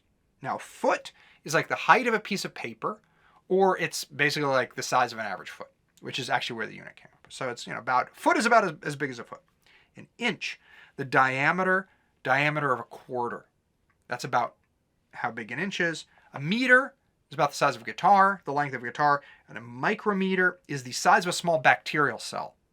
So if we're looking to measure, the length of an average pencil, a regular pencil, which units are going to be appropriate? Centimeters are going to be pretty good, right? You could measure the length of a pencil using centimeters. Feet, no, feet are going to be too big. Like how many, foot's like this. How many pencils do you know that are like, this many feet? It's a foot long, it's a 2 foot long pencil. Yeah, maybe like a ridiculous novelty pencil at Chuck E. Cheese or something. But it's like, that's not what we're going for on the teas. We're going for like, what is the most common type of pencil? It's going to be a pencil about this big. No, we're not going to measure it using a foot. So cross off feet. Inches, yeah, inches would be great, right? Here's, about the size of a pencil compared to, the inch of a quarter. Inches are really good. Meters, like a meter's like this big. Like you would never use a meter to measure a regular pencil. And micrometers, the size of a small bacterial cell. That's just like a joke. That's a joke. So centimeters and inches are the best units to measure a pencil. Got to know the size of units, not just these units, but other like how long is a kilometer? How big is a millimeter? All those sort of things. And those are just length, right? You also like how much is a gram? How much is a kilogram? How much is a pound? You want to be able to do something like this with sort of all of those common units. Now, centimeters, inches, turns out it was unscored. What are you going to do? All right, so you got it right. That's awesome. It didn't even count. You got it wrong. That's okay. It didn't even count. Okay. Which of the following shows the most accurate decimal representation of 7/9? Okay, highest priority topic. This is so straightforward. It's so straightforward. Don't get confused by anything that they might be tricking you with. 7/9. What does that mean? 7/9. It means 7 divided by 9. So just put that into the calculator. 7 divided by 9. And what it's going to spit out is 0.777778. Okay? But as you can see, all of these examples are rounded to 2 decimal places. They're rounded to the hundredths. So we want to go, here's the tens, here's a hundredths. We look next door. It's a 7. Does it go up or does it go down? Does it go up or does it stay the same? It goes up. So we're going to get 0.78. There it is. 0.78. 7/9 equals 7 divided by 9. Very simple. A student prepares for a laboratory activity by dividing 135 grams of KCl into 2 beakers. The amount of KCl in beaker B must be 3.5 times the amount of KCl in beaker A. How much KCl does a student place in beaker B? This is a challenge topic. We got to use some algebra. That's basically the only way that we can do it. Let me walk you through. Okay, so we have beaker A, we have beaker B. Okay, so let's say that the amount of KCl in beaker A, we're going to call that X. Okay, the amount of KCl in beaker B, right, it says beaker B must be 3.5 times the amount in beaker A. So if beaker A is X, then beaker B is going to be 3.5X. Got it? Now it says 2 of these together, A and B, are 135 grams. So we can do it like this. We can do X plus 3.5X equals 135. All right. Now we do the math. We add these together. X plus 3.5x. What does that give us? 4.5x equals 135. And now what we do is we divide to get x, to isolate x, to get x by itself. We get to divide both sides by 4.5, and we end up with x equals 30. You know what the most common mistake is? It's to say, yeah, x equals 30 there. A, 30. No. Do you know why? Can you spot the mistake here? Because x is beaker A. The question is asking how much KCl is in beaker B. Oof. You did all this algebra. You got it right. X equals 30, and you choose 30, and they're looking for something else. You got to read so carefully. Okay? Beaker B is 3.5 times x. So we know that x equals 30. So to get beaker B, we got to do 3.5 times x, which we now know is 30. And that's going to give us 105. This was so brutal. Such a brutal question because it's like you do all the math, you do everything right, but then getting to that final answer takes one more step. You've got to realize they're asking you about beaker B, not beaker A. They're asking you 3.5x, not x. A bag of candy contains 4 types of pieces which are identical except for their color and flavor. There are 8 red, 7 green, 6 orange, and 9 blue. If someone reaches into the bag and removes a candy at random, what is the probability that it is not orange? Probability stuff like this is the highest priority question. Probability on the T's is going to boil down to this equation. It is the number of outcomes we want versus the total number of possible outcomes. Here's what that means. What is the number of outcomes we want? We want, every time we reach into this bag, we grab something that is not orange. So if you reach into the bag, it could be red, it could be green, it could be blue, not orange. Okay, so how many of those possibilities do we have? Well, you reach in, it could be red.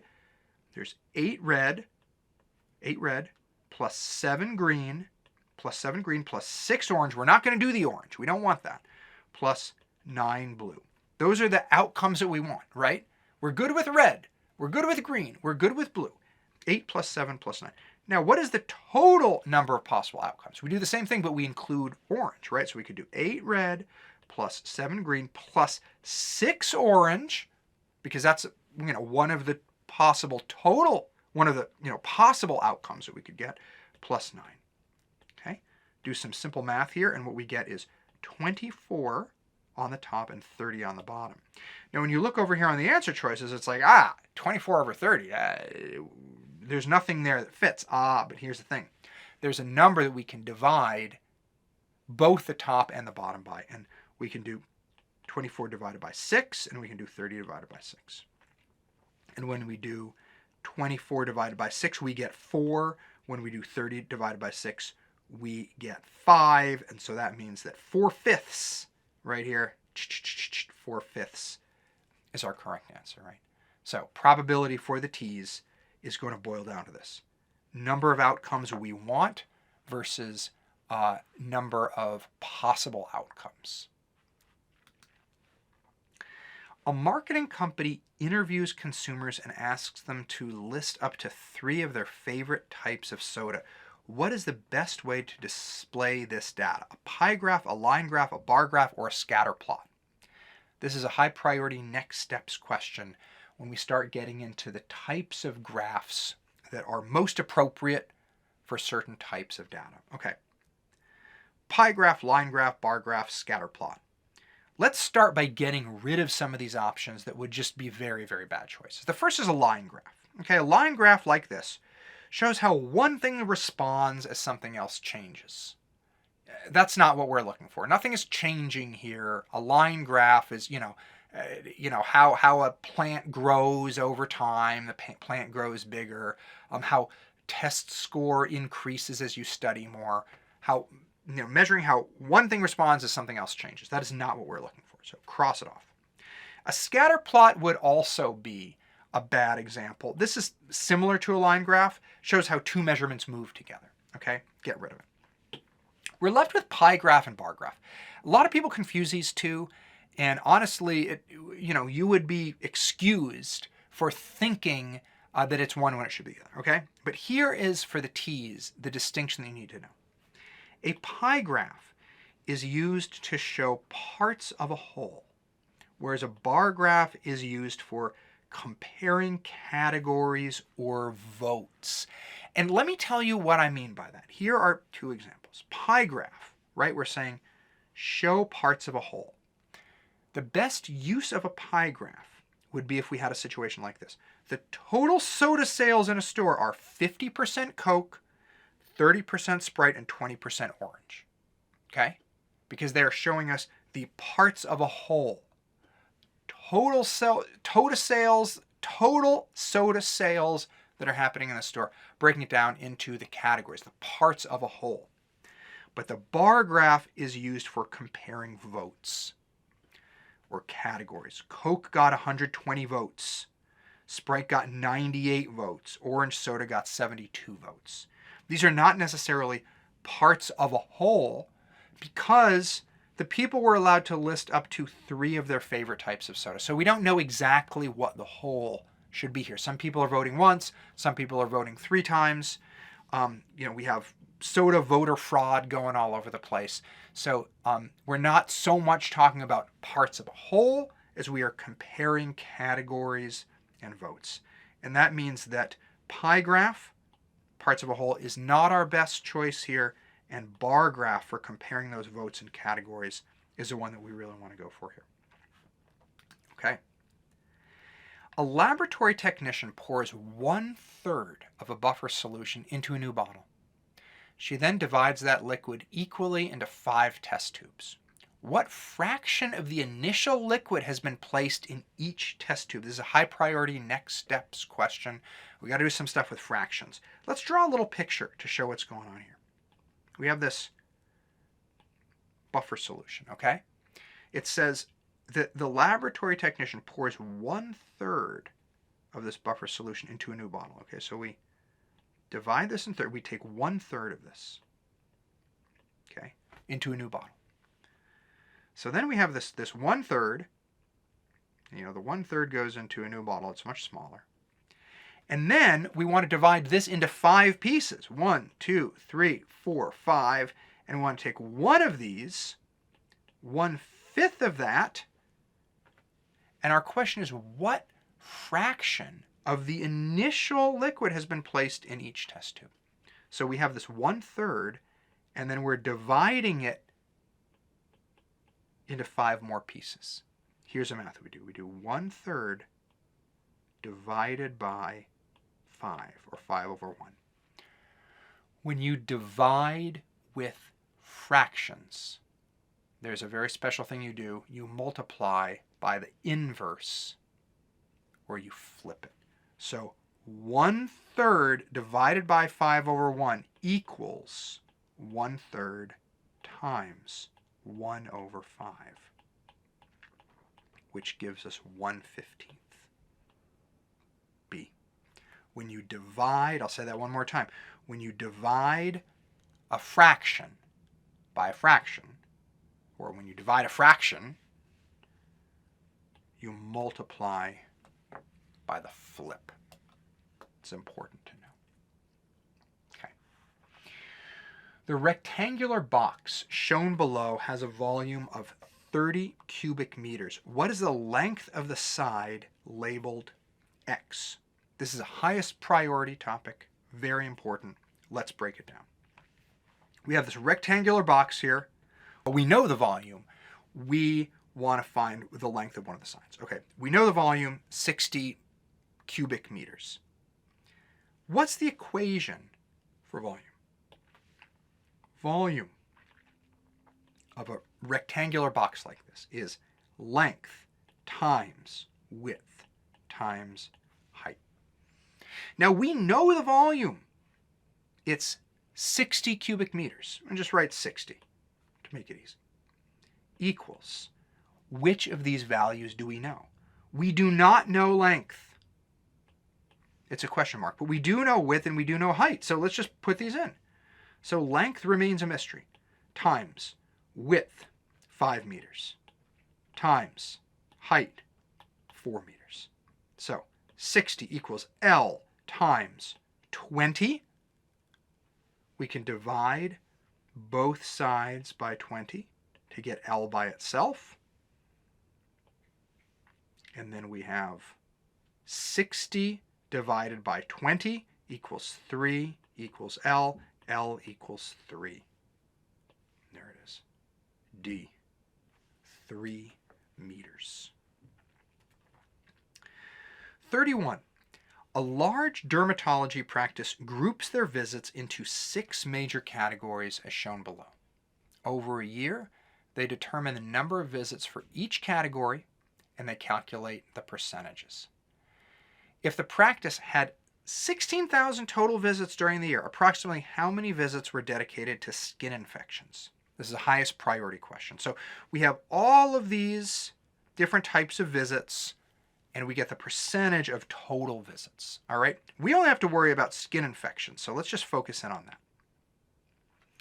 To figure out how many of the total were skin infections, we take 9% and we express it as a decimal. So we have 9%. There's a decimal place here that we don't usually write. We move it over 2 spots.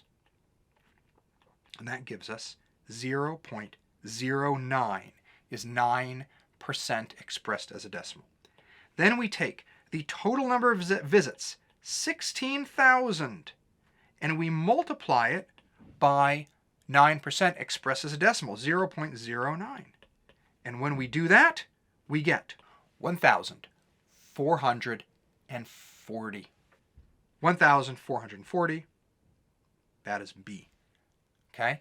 So you do the total multiplied by the percentage expressed as a decimal. Got to move that decimal place over 2 spots to the left. It's going to be so important. Very, very important. You really want to know how to do it. Which choice is equivalent to 15 over 21 or 15 21sts? Highest priority topic. We are going for how can we reduce this fraction? That's what they're asking. And you want to ask yourself, what is a number that we can divide into both the top and the bottom? We can divide both of these by 3. 15 divided by 3 is 5. 21 divided by 3 is 7. There it is, 5/7. Boom. You get a question like this, you're lucky. You probably will see a question like this, but it's good because it's not super hard. To set up for a laboratory exercise, an instructor pipettes 15 milliliters of distilled water into 150 flasks. What is a total volume of water in liters? Highest priority question. Let's walk through it. Okay, so we have 15 milliliters into 150 flasks. So what's the total volume of water? It's going to be 15 milliliters times 150. And that is going to give us, when you do this math, we're going to get 2,250 milliliters. But the question is asking us the volume in liters. Here's what you need to know. It's not going to give you this. You need to know this. 1,000 milliliters equals 1 liter. So let's set up a unit conversion like this. We're going to do 2,250 milliliters. Then we're going to multiply that by a fraction where one of these things is on the top and one of them is on the bottom. The one on the bottom is going to be placed to cancel the units. So what is going to get rid of milliliters? We want to put milliliters on the bottom. So we're going to do 1,000 milliliters on the bottom, and then 1 liter is going to be on the top. Right? So 2,250 milliliters times 1 liter divided by 1,000 milliliters.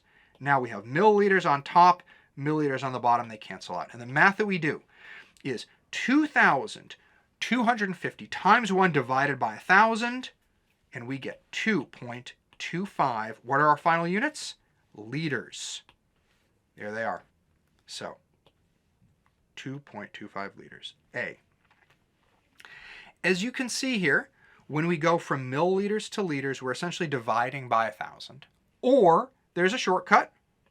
Another shortcut to think about it is there's a decimal place here that we're moving 1, 2, 3 spots to the left. So 2,250 turns into 2.25 because we moved this decimal place 1, 2, 3 spots to the left. These are good things to know. It's also important to know how to set up a unit conversion question like this, because you'll see those probably on both the math section and on the scientific reasoning section. So learning how to do this is really going to help you.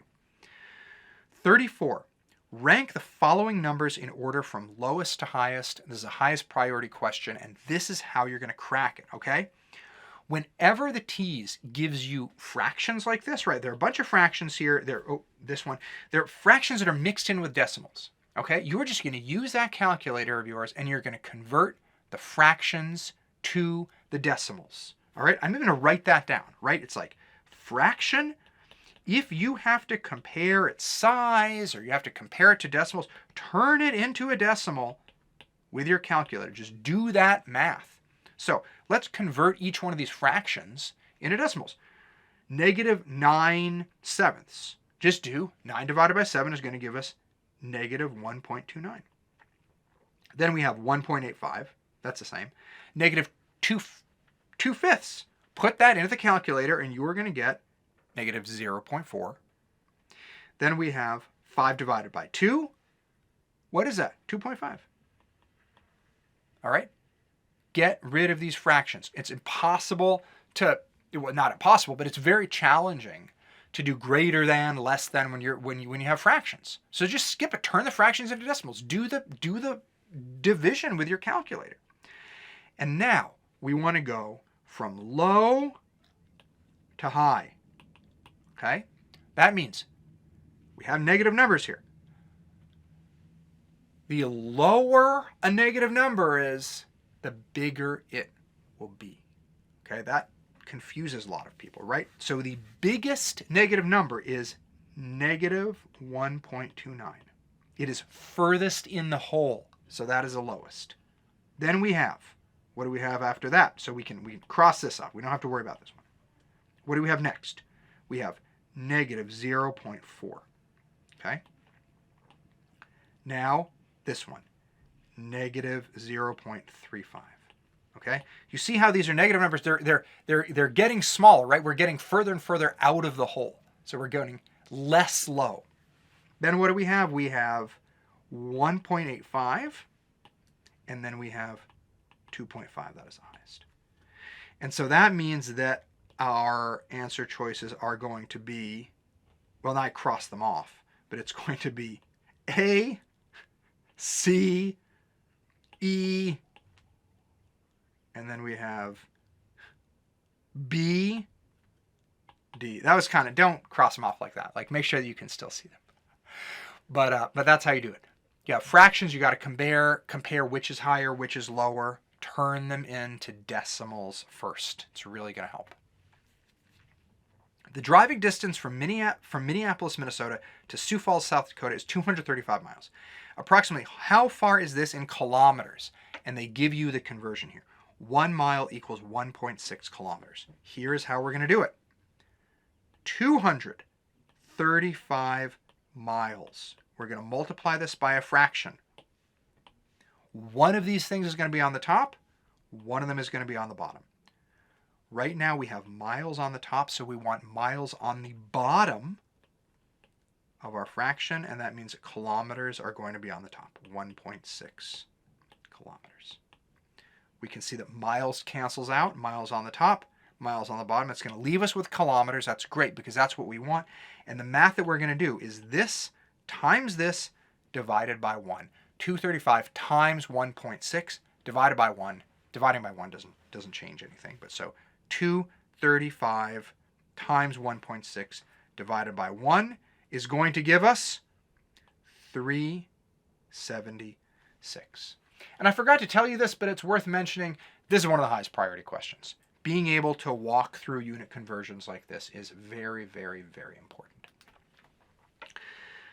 A small home swimming pool with a volume of 38 cubic meters requires approximately 1 liter of chlorine solution every week. An Olympic-sized swimming pool has a volume of 2,500 cubic meters. Approximately how much chlorine solution does it require each week?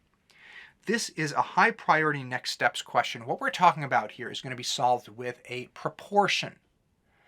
We have these two things that are being compared. Chlorine for a small pool, chlorine for an Olympic-sized pool.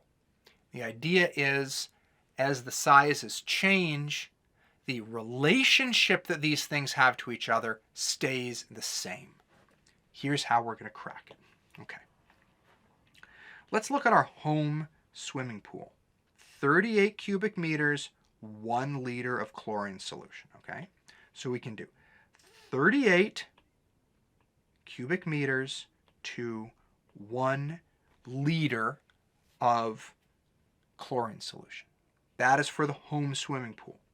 Now, the Olympic-sized swimming pool, I'll do that in red here, Olympic-sized swimming pool has a volume of 2,500 cubic meters. How much chlorine solution does it have? We don't know how much chlorine solution it needs. Okay? We're going to be solving for x. So we are going to multiply this by this, this by this, and set them equal to each other. So that means that we are going to have 38x equals 1 times 2,500, 2,500. We can divide both sides by 38 here, and that's going to give us x equals 65, rounding a little bit, 0.79. What is that closest to? 66. 65.79 rounds up to 66. Proportions is how we solve problems like this. We have volume of the pool over chlorine, volume of the bigger pool over chlorine, and then we cross multiply. A company buys and sells a specific type of used computers. They sell each for $1,000. When they buy computers from an individual, they pay $600. When they buy computers, or they buy a computer from an individual, they pay $700. If no other costs were considered, which equation could be used to determine the profit in dollars? The variable A represents computers sold, B represents purchases from individuals, and C represents purchases from companies. This is a high priority next steps question. Let's break it down. We got to take all of this information that they gave us here, and we got to express it as an algebra equation. Okay, so let's start with A. The variable A represents computers sold. Okay, they sell each for $1,000. It tells us that. Okay, so when they sell one, they make money. So we're going to do 1,000 times A. That's how much money they're making, right? That's how much money is coming in, right? Each computer that is sold, they get $1,000 for it. Okay, now B represents purchases from individuals. When they buy computers from individuals, they lose money. Money's got to go out. Now, when they buy from an individual, they pay $600. So that's going to be minus, because money is going out when they have to buy that from an individual. It's going to be $600 times B, times the amount that they're buying from people. And then finally, we have C represent purchases from companies. That's also money going out. So it's going to be minus, how much do they pay for that? That's $700. $700 for C. Oh, let's just do that in red. Because when they buy a computer from a company, they pay $700. Okay. We look through our choices and we don't see this equation anywhere. This is the closest one. What's going on here? Well, we have some parentheses. And look at this.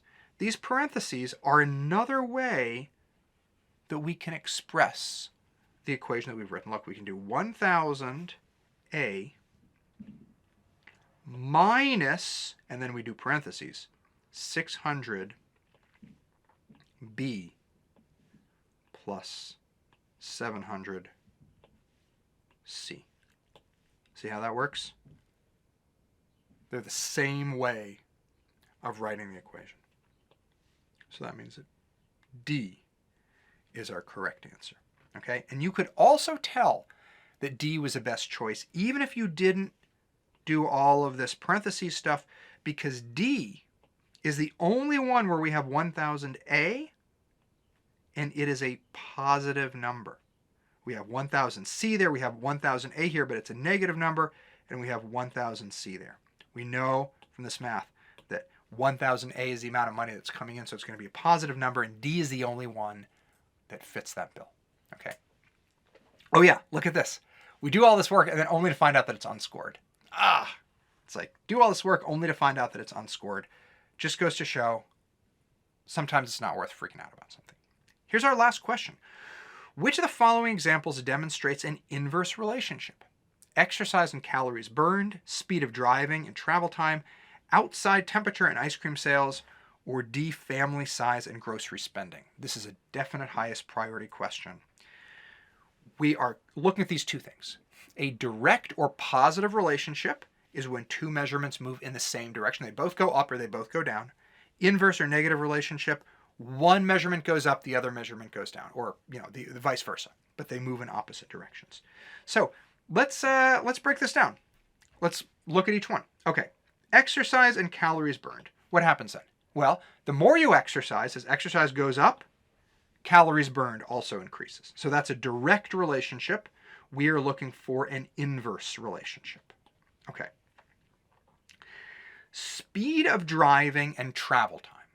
Okay, let's say speed of driving, you go faster and faster and faster. That's going up. What happens to the travel time? It goes down, right? The faster you go, the less time you spend on the road.